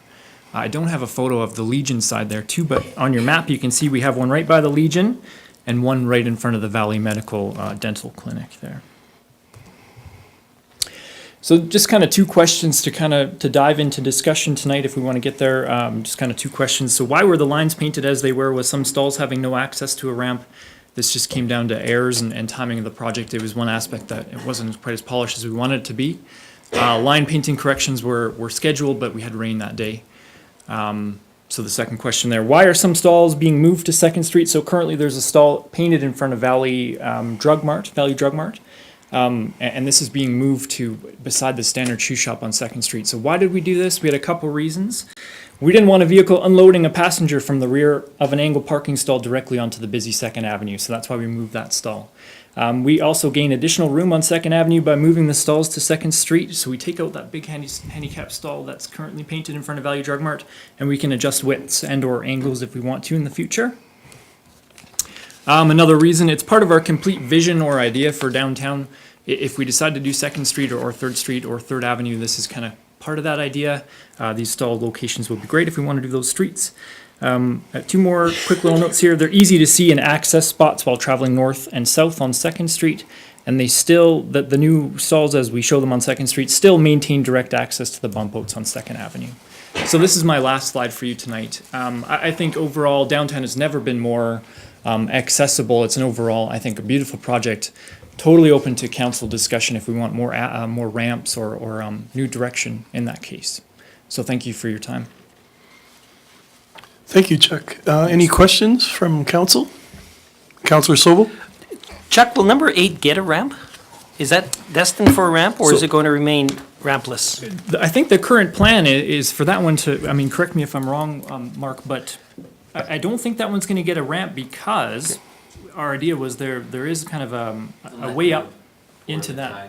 Time Park, or whatever, Time Center, the parking lot there, right in front of that is a letdown, so they can go, like they can, it's the driveway access Right, to the parking lot right. at Time Center. So Exactly. there is parking by the private section. We just added another one right there in case someone wants to go to that park. That's what the thinking was in our part was, that is a town asset, that's the Times Square Park. We want to be able to make sure that we have handicap access to that park.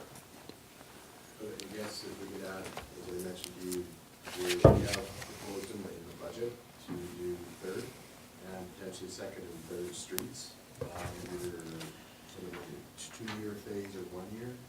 But it's proposed in the budget to finish the project, and as you can see, you can take a holistic approach to accessibility, and I commend the staff for really getting on this. It's really excellent work, and I think it'll set us up for doing the rest of the streets. If we do it, assuming council wants to do this next year, then we would be able to finish that, basically those 4-block monuments in the downtown. Councillor Montgomery? I just want to say that I think that it's a great improvement, and so kudos to you guys for the work that you guys have done. And I think I'm looking forward to actually when we can see leaves on the trees and see what it looks like kind of when it's grown out. So thank you. Thanks, Councillor Montgomery. One thing to add to that statement is we got the potted plants too on the streetlights coming too. So and the flowers blooming are going to be beautiful in conjunction with those trees. Absolutely. Thank you. Councillor Corbeil? Thank you, Your Worship. I have a quick question, actually, because I haven't actually seen some of these. The one complaint, I know a lady who is in a wheelchair, and she always says that a lot of the ramps are where you park, like especially like if you go to Starbucks, if you use that parking spot, you can't use the ramp. Are any of these like that? Do you know what I'm saying? Yeah, I know what you're saying. Absolutely. Like, if she uses the parking spot, like if she uses the handicapped parking, like Yeah. especially in the Starbucks, that was her one example, she cannot access the ramp. right. And a lot of the handicapped parking spots actually aren't big enough for her van and for her to get out. I think one of the big advantages that we've done here, if I can say, is the number 2 and number 5. They're right in front of the loading zone for the handy bus. Yes. So those are I see perfect. those. Those are perfect for that person. Yeah. Because they're not likely to be, if they're in the handy bus, it's not gonna be there for, 5 minutes? 5 minutes, and then it's gonna be cleared. So there's a big open space to get into that spot, get in and get it, and it's gonna be a way, so that, we try our best. Oh, absolutely, yeah. Right, so I think those are a real improvement. I'm really excited about putting those two together, the handy bus and the wheelchair access. And it really, one thing that was distressing for me was out there, they actually painted the handicap stall, like symbol for the stall on the handicap pickup. We're gonna hash that out and have it definitely like that, so. You can see it right there, you can see that By the handicap van. stall. Like actually, that should just be hatched, and where the van is parked, a little Should bit be closer the- this way would be actually the handicap stall, Okay. right? So Yeah. that you can see the ramp there, that you can easily get out there, it's gonna be, right? And you're gonna be protected by the bump out from any traffic, so it's a much safer way of putting it. Where if you looked at the other one there, if you have a rear truck, like, so lots of, I do volunteer disabled skiing, so a lot of my clients, they have the rear track that come off the back, and, you know, you're unloading from the back of your van, and you're, like, I could just imagine them wheeling out onto the middle of Second Street, it's just like, I'm like, where else can they park, right? So these ones, I thought this was a real solution for those kind of people. Can we satisfy everyone with a handicap park? No, there's a whole bunch of different broad disabled people or in the community, but we gotta try giving as much different options to everybody. Thank you. Councillor Cox. Thank you, Your Worship. So at one point, I think that some of us had discussed the fun little signs that, you know, say broccoli eaters or whatever, but we were thinking more along the lines of parents with small children kind of concept. And I did see, and I'm not sure if it was on Facebook or where the complaint came from, but that people weren't able to open their doors all the way to get in to get their kids out of their cars. Yeah. Can we do anything about that? Definitely. One of the issues with that is, we actually checked, and there's a deficiency in one of the sides of the street is actually too narrow. It was painted incorrectly. It's a physical deficiency of our contractor. With the widening of changing the handicap, those are 4-meter stalls. If we shrink those down, we add the extra space to the other stalls. The other option that we will be bringing forward to the Traffic Safety Committee is we're gonna be talking about width and angles and bring in the engineer to talk to them about that. And that committee, I believe, will bring forward possibly back to council about what their recommendation would be for that kind of stuff. And that I think that's my hope. Now council can talk directly to bring it directly to them, but that's where I was planning to do that. Okay, any other questions or comments? Councillor Sobel. Thank you. So in regards to the width of the, further to Councillor Cox's question, we're talking about Second Avenue between Lakeside and Second Street. Is that where we're talking about? That's, it's It's too narrow? Yeah. Because that's where most of the complaints were. Can that be repaired in wintertime? I'm asking that question to find out what kind of a rush this is. Would be messy in the winter. That's, Warmer weather, the chinook can dry and have enough temperature in the painting to get that done.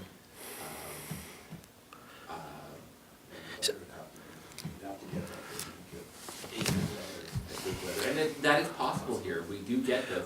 I do understand the frustration on that, and I'm frustrated as well. With that in mind, it would be my recommendation that you bring that directly to council. I'm not sure that I see any reason to bring that through the traffic advisory committees because this seems like a pretty simple issue. If they're too narrow, and especially if it's a contractor's issue, I'm hoping that they're going to be responsible for fixing this, and let's move on. There's an issue that they're too narrow, they're 2.7. The question is, do we want to go to 2 point, like? Are they 2.7? Yeah. I think they're 2.6, aren't they? 2.6 now, right? so we can go to 2.7 what there should be. Yeah. But do we go to 2.9? And how much can we do by removing it from the handicap, those extra stalls that we're removing down? Or do we remove one parking stall, and how many, is it 2.9, is it 3? Like, and then we also talked about the angle of the parking, which we change the angle, we have to make a wider stall, and we lose other ones. So there's two other issues there, right? I guess my only comment would be, I know what the mandate of the Traffic Advisory Committee is, and I just don't see this as a fit. Okay. I will definitely. I would think so. I would suggest that, that would be my recommendation anyway. Yeah. Excellent, thank you. Could I just ask one question about the stalls?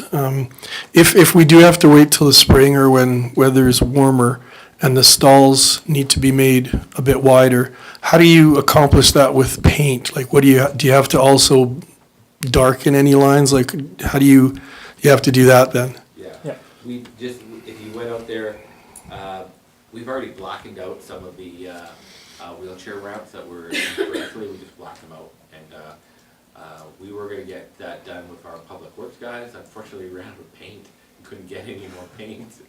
It was just one thing after another on us, it just did us big. So now that we're public and this is online and everything, are we gonna do anything as a town to communicate this a little bit to the public as far as what's happened? Because they seem to have caught the error quite publicly on Facebook, and none of us really knew how to respond at the time, and now we're responding that it was a mistake by the contractor. So what are we gonna do, get the word out to people? I think communication's key, because I think people would understand more than us not saying anything. Ignoring. Yeah. Yep. Your worship, if I may respond, I think that's an absolutely fantastic point. If it wasn't mentioned by someone on council tonight, I was going to kind of say, just as an idea, change happened very quickly, right? Like the new ramps went in, and then it snowed, and people didn't know quite where the new ramps and new stalls were. I was going to ask if it was worth it maybe to put, once we get a complete drawing, 100% correct drawing, maybe in the paper showing where the new stalls are, and maybe kind of a line layout. I think Just as an anything, idea, anything we can do to communicate what happened and what it will look like at a near future date, I think that's going to go a long way with the people. I think you're absolutely right. When I was doing this report yesterday, Your Worship, the phone rang right after I finished the report, and someone said, "Did you move the doctor's office stall? It's been 2 weeks since my last appointment. Did you move the stall?" And it just so happened that the stall did get moved from the west side to the south side, but then it snowed in between that time there, so that gentleman didn't know. So Okay. I think that it might be valuable once we get a complete drawing to put that in the Thank paper, you. just as an idea. Councillor Montgomery. Thanks. I just have a question, like just looking at this photo that you have up here. Yeah. Is there any way that we can kind of encroach on this kind of hashed out area on Second Ave right there? To make more use of that area for, handicap, and then we can kind of use the rest of that room for increasing the size of the other stalls? Yeah, that's an excellent point, Your Worship, through Councillor Montgomery. I think that was the plan. Yeah, absolutely. We get rid of that stall. That one's being moved to the standard shoe shop there, kind of where the van is in the photo. And then we can kind of tweak the lines all the way all along that row there and maximize that space. Okay, thank you. Thanks. Okay, thank you. Thank you, Chuck, and Thank thank you. you to your staff again. Mr. Thackeray, thank you. 6.7, Development Services Update.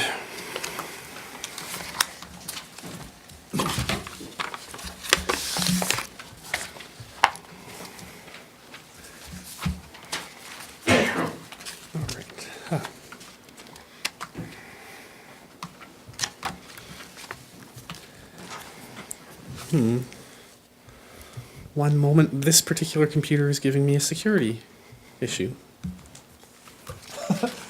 I will begin speaking without the presentation. We'll let Matt ably deal with this request for updates. So as sort of promised at the last meeting where we discussed development permit process updates, staff have prepared just a quick presentation detailing all the changes that have been made in development services over the past 5 months, I guess. Wow.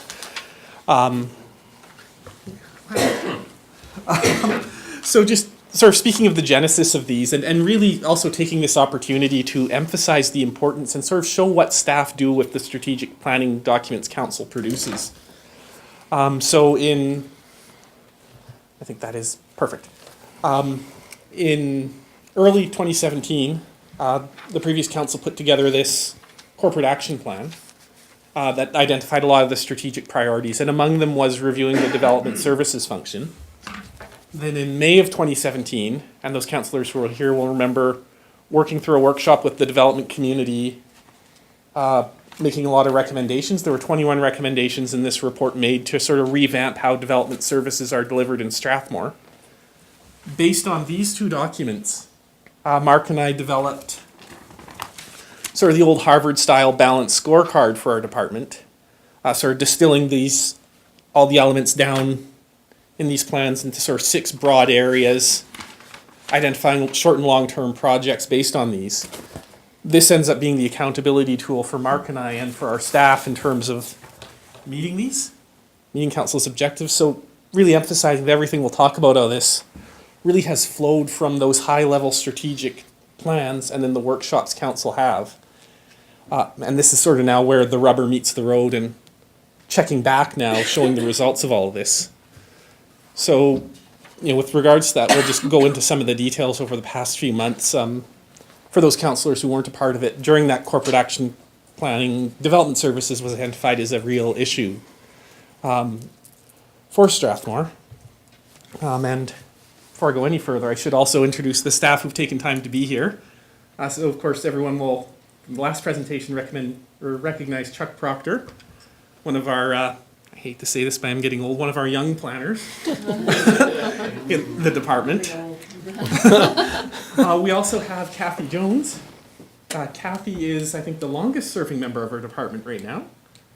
Kathy is our development officer, so Kathy will deal with pretty well any home or a lot of the businesses that come to Strathmore pass through Kathy's desk. So just wanted to introduce members of the team. We also have, of course, Mark and Hetty, who are, I guess we'll accept them into the development services. So probably the key change that came amongst or out of these plans was the notion of restructuring the department. So that was done in, I guess, June of 2017. The recommendation and sort of the final changes were made in November, I guess, was to really, a big issue that was identified was communication between the engineering, what we used to call the engineering group, and what we used to call the planning groups. Physically, there's a lot of space between them. The planning groups are in back here. The engineering groups are in the luxurious cabanas, enjoying that tropical island lifestyle, as it were. But even so, just that simple structural element where they, where they were separate departments, separate silos, and communications really was identified as an issue. Lack of meetings between team members, lack of sort of integration. So beginning in June of 2017, finishing recently, the departments have fully been integrated into what we're now calling infrastructure and development services. So we sort of see the functional separations here. So Department of Infrastructure and Development Services, under Mark here, is the director.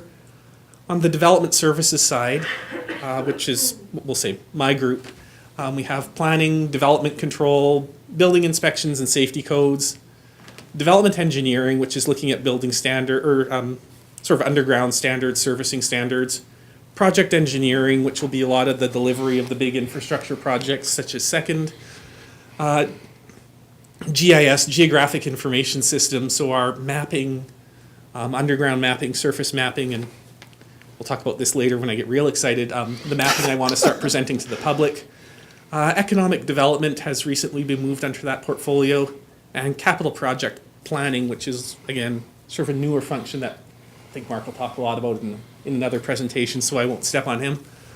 On the operations side, and people call this public works, people call it parks, it is all integrated under operations. So we have, and I fear I've really shortchanged what they do, but road maintenance, snow clearing, parks maintenance, street cleaning, infrastructure maintenance, public works, sort of those functions that make Strathmore work.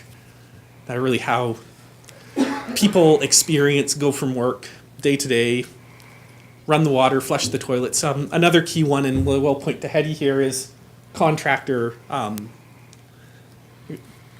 administration, we'll call it. And that's, sounds administrative, it's actually incredibly complicated. It's how we deal with the contractors who offer our big functions, so specifically EPCOR, H&H, the contractors who do water, I'm not supposed to call it sewer, liquid waste management, solid waste management. Cake management.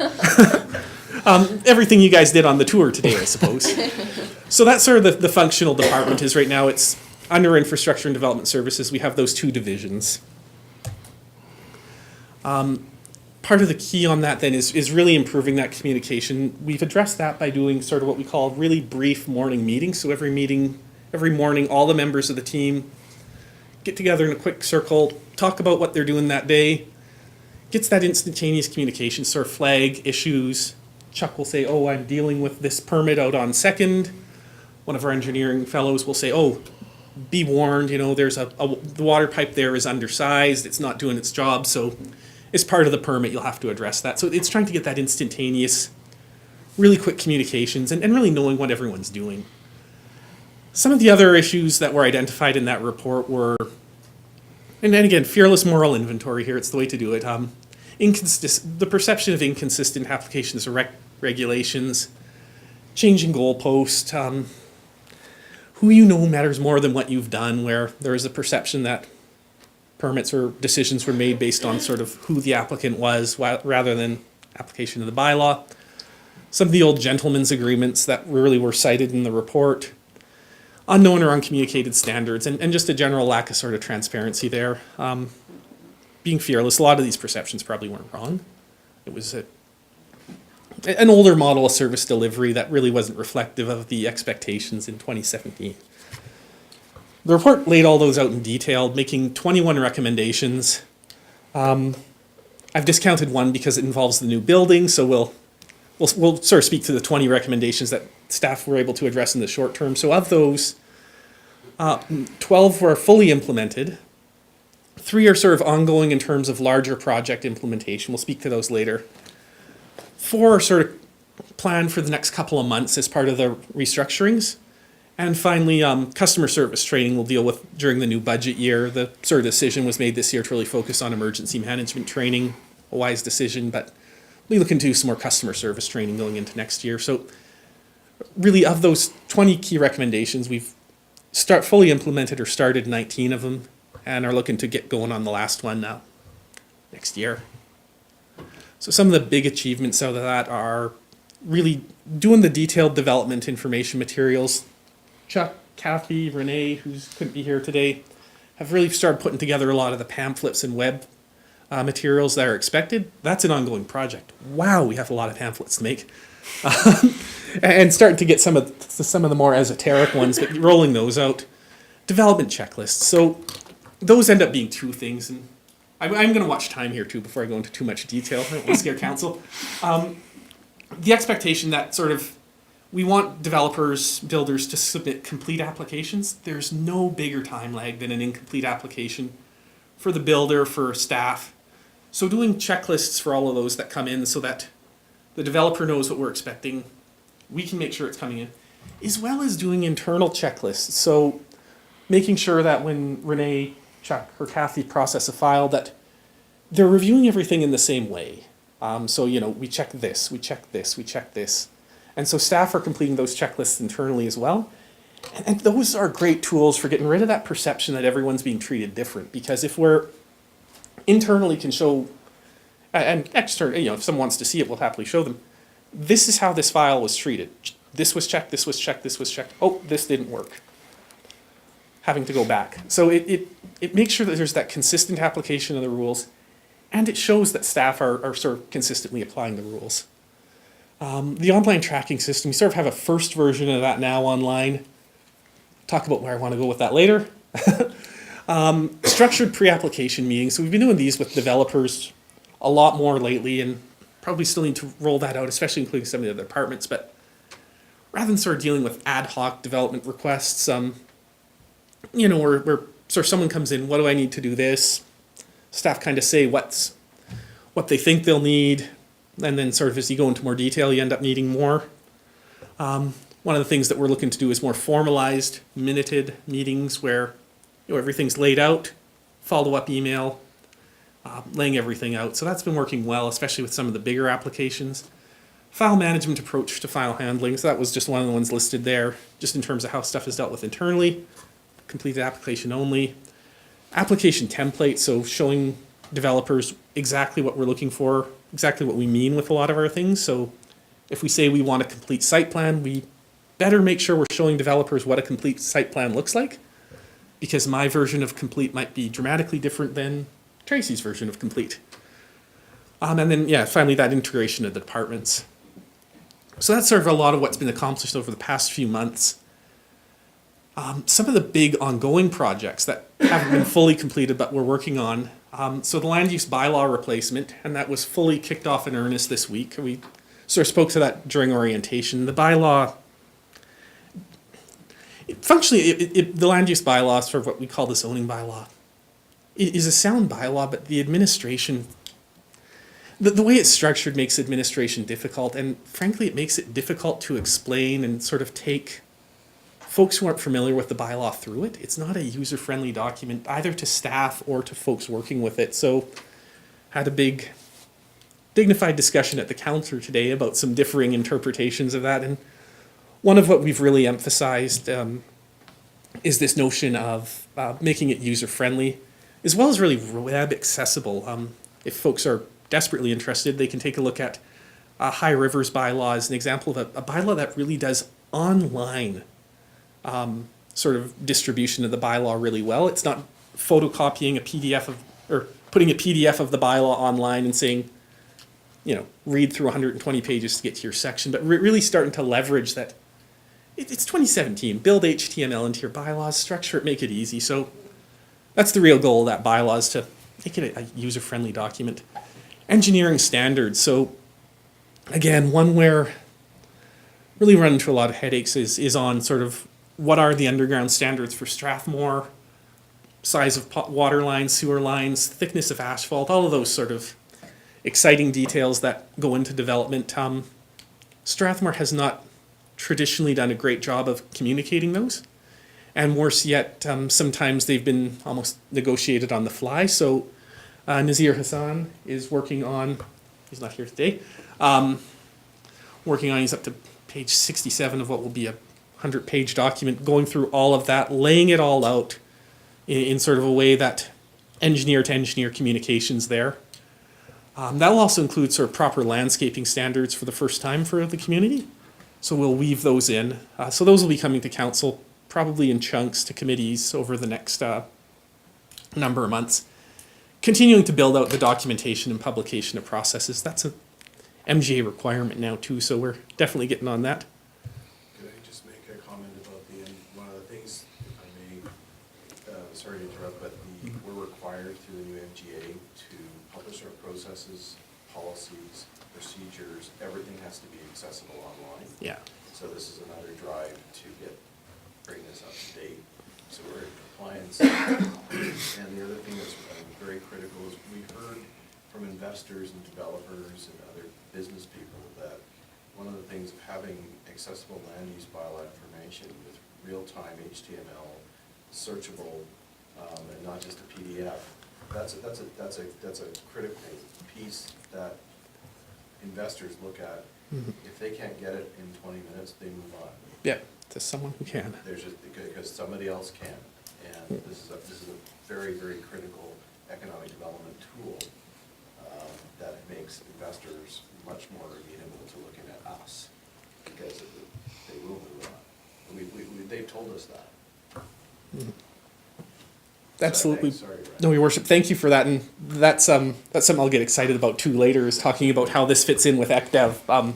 But absolutely, that really easy to work with bylaw, especially for site selectors or business people who aren't familiar with the intricacies of Southern Alberta bylaw structure is absolutely key. Again, fearless moral inventory. There are areas the department needs to continue to work on, and where we still need to work on coordination is especially between non-development services departments, such as fire or some of the provincial bodies, where we don't have that great lines of communication yet. So we're working on that, and this one's on me. We need to begin setting up regular meetings with these groups. I'm used to sort of weekly meetings with these groups just to talk through issues, to work on that communication. So that is very much one where you need to keep working on that coordination, just to avoid sort of the perception of differing requirements or inconsistent requirements between groups. So that's probably starting 2018, we'll be doing regular weekly sort of application review meetings. Looking at customer service training for staff, always something that we can do, even for folks who've been in customer service forever, getting in speakers, getting in folks to just emphasize the customer service approach. As I say, that was one of the recommendations of the report. Just because of the focus, we're doing a lot of disaster services training, the ICS training, so can only train staff so much at once, so that'll be a 2018 project. And the record keeping system still needs a lot of, we'll say, tender loving care, and fortunately Jen and her team in corporate services are putting together a move towards sort of an enterprise level file management system that's going to really help the way we structure files internally, as well as restructuring how we're storing paper files. And this is where I start getting real excited, is looking to store more of our information in database format and GIS, which then leads to GIS format. So a lot of our more information than it should be is stored in paper ledgers right now. Some of those have been moved to Excel spreadsheets, but the real goal in working with Chris Klein is going to be to move these to databases. And the real value of moving these to databases is then that can port immediately into a GIS. And the reason we want to get everything in databases that can port into GISs is we can begin to roll out a lot more publicly accessible information tools. First, the key, I'll actually emphasize first that GIS is a great tool for staff. It's a heck of a lot easier when you're looking for information on a file or on a property, just to be able to click on the property on a map and have everything related to it pop up. So all of its building history, all of its, has it paid its off-site levies, have its, what are engineering issues on it, what are the sizes of the servicing connections, all of that. We all store that information sort of in disparate places in the Strathmore, but the joy of, and why we're pushing it, and poor Kathy has a lot of data entry to do as part of this, but, sorry Kathy, pushing into that database format then allows a really simple GIS to query it all with one click. And so what used to be 40 minutes worth of information gathering, and I'm probably underestimating some of that, turns into a 2 or 3 minute thing. So that's sort of the medium-term game with the information systems. And then the long-term game is to what we can make available to the public, start to make available to the public and do a public-facing GIS as well. And a lot of communities do this, even places, comparable communities like High River are able to offer a lot of this forward-facing GIS. So realtors, interested purchasers, interested developers can get a lot of the data on the property, again, available through the website. James emphasized the quicker the better with this stuff. And we have the staff, we have the technology to do this, so that's my personal long game for information management.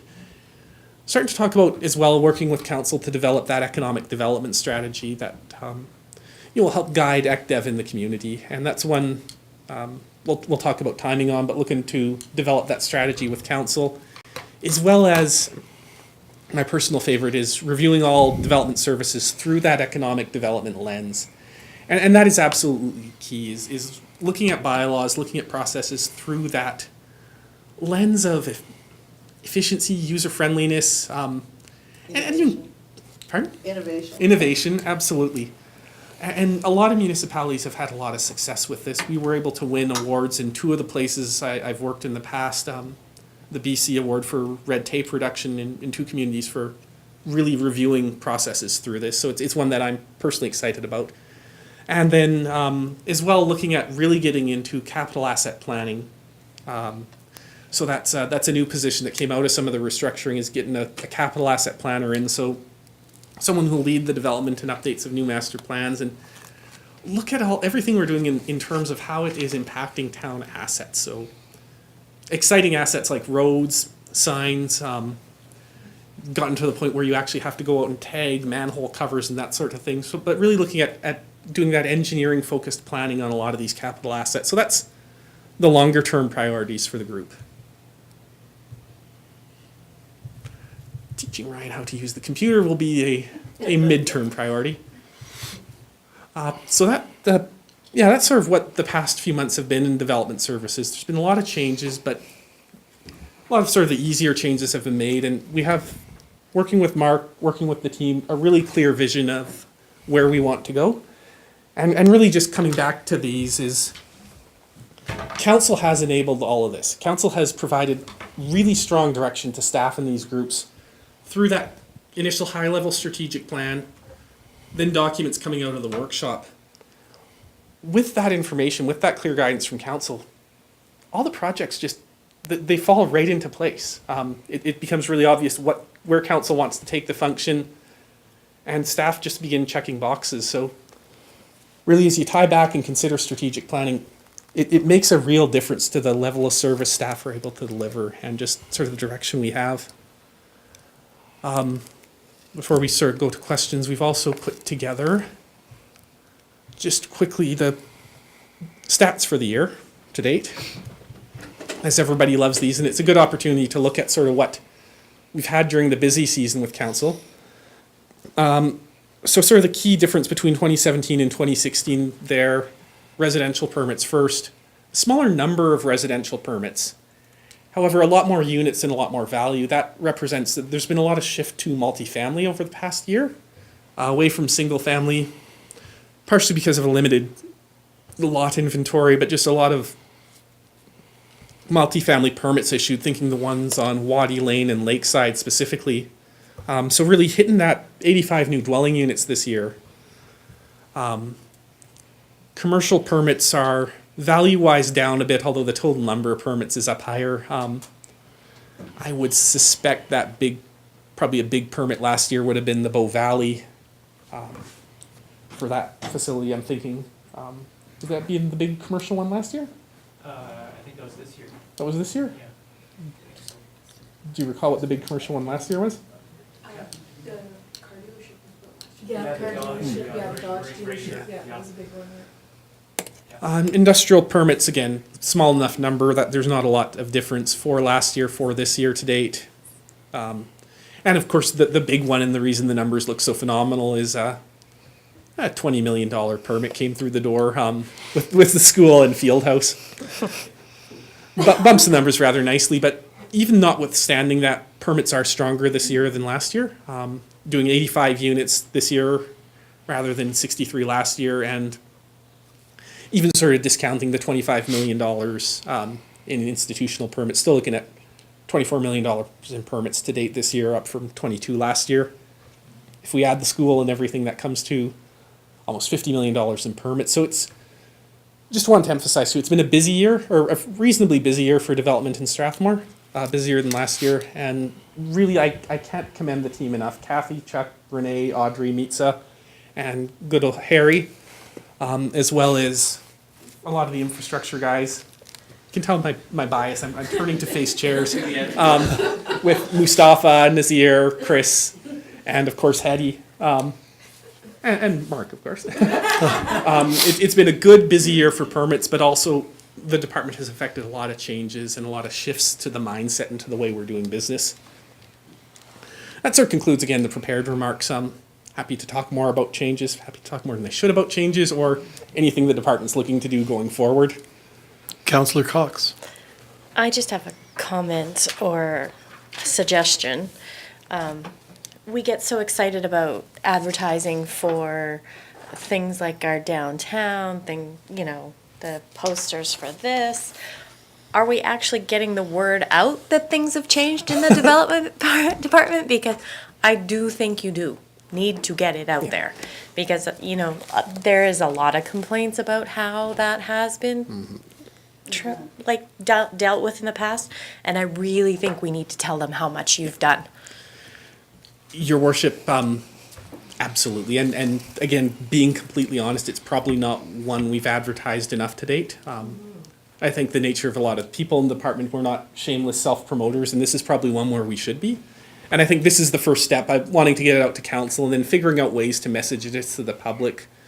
I personally am trying to get out to speak to more groups, individuals, that sort of thing, but also even writing a nice report for the paper or something, that sort of stuff, to keep getting that message out, to hammer it to everyone, is one staff will certainly look at, because we probably haven't done a great enough job of that yet. My only question is, are you getting feedback from developers as far as instituting some of those plans that came up in the June development conference, mini conference you had? Your worship, sort of with regards to developers I've talked to, a lot of folks are noticing the changes. Oddly enough, the one a lot of folks have noticed is just how much cleaner it is in that corner now. Got some new furniture, put a lot of stuff away. But we have had a lot of folks commenting specifically about some of the staff and the speed we're delivering stuff. There are still complaints, and there are still places where we drop the ball, and we're trying to respond to those right away too. But I've sort of heard some positives. I, again, probably biased and a bit self-selecting here. But I think a lot of folks are noticing just the change in attitude, the change in sort of the way we're meeting with developers, the way we're dealing with them. I've had some folks not extremely happy about being forced to present complete applications. That's a change, and every time a municipality goes to that policy, it's a change. The guys have been used to submitting sort of half-finished stuff and waiting for the phone call from Kathy. Oh, can you provide this, this, and this? There's been some complaints there, but nothing really dramatic yet. So I think, and a lot of folks have said, oh yeah, this is what everyone does. So we just have to do that for Strathmore now too. Okay, thank you. Councillor Bauer. I just have a quick comment. I'd just like to say I'm very excited that economic development has been placed underneath planning and development, and that you will be using a new lens to promote our town, and I'm very happy about that. Absolutely, Your Worship. That was a priority I think that a lot of people have identified, and it's one that the community did, but really wanting to place. We want to, again, do that strategic focus, and that's part of the reason we emphasize the importance of these plans, to give that vision. So we'll be working with council on that going forward. Thank you, and thank you for your report and presentation. Thanks, everybody. And that brings us to 6.8, Remembrance Day Protocol. Councillor Worship. Bauer. Thank you, Your Worship. On our council schedule, I did not see anything for November 11th, and of course, we have the opportunity to remember those who have served in action or peacekeeping missions from Canada. I'd like to know if we can discuss how to properly represent our council and our town at the next Legion service on November 11th. Okay. Did you want me to comment on how things have been in the past? Yes, please. I think in the past, we haven't really organized ourselves as a group to attend together. We've, just informally touched base as far as who's going to be there. Typically, the mayor is asked by the Legion to make a short speech, comment, presentation, and then there is the laying of the wreath. This year, I've tried to do something a little different, and I want to do that with all our deputy mayors. Is when it's your turn in the deputy mayor's spot, I want to try to do more to get people involved in things. So at the Remembrance Day service this Saturday, since it's Councillor Sobel's turn as deputy mayor, he's going to be laying the wreath with me when it comes time to do that for the town of Strathmore. But I want to do that more as we go through the 4 years together as a group, is to involve the deputy mayor more. I do know that the Legion has asked that if you're planning to go this Saturday, you should be at the Civic Center around 10:15, because they expect large crowds again. We can informally talk and see who's going to be there if you'd like to do that. I don't know if administration has anything they'd like to add as far as Remembrance Day services go. So typically there is that Town of Strathmore wreath that has been placed, that will be placed, I guess, this year by the mayor and deputy mayor. Thank you. You're welcome. Item 6.9, Councillor Peterson, IT. This is, thank you, Worship, just a request to administration that those of us who would like to become more proficient on using our new technology, if there was an opportunity in those pre-meeting times or a pre-arranged time that would not inconvenience staff horribly, if we could please do that for those that are interested. Thank you. That's a great question. I'm glad you asked that one because I really need help too. So if there are no other points, I think I'm looking for a motion to come out of the committee of the whole. So move, Your Worship. Thank you, Councillor Peterson. You've heard the motion. All in favor?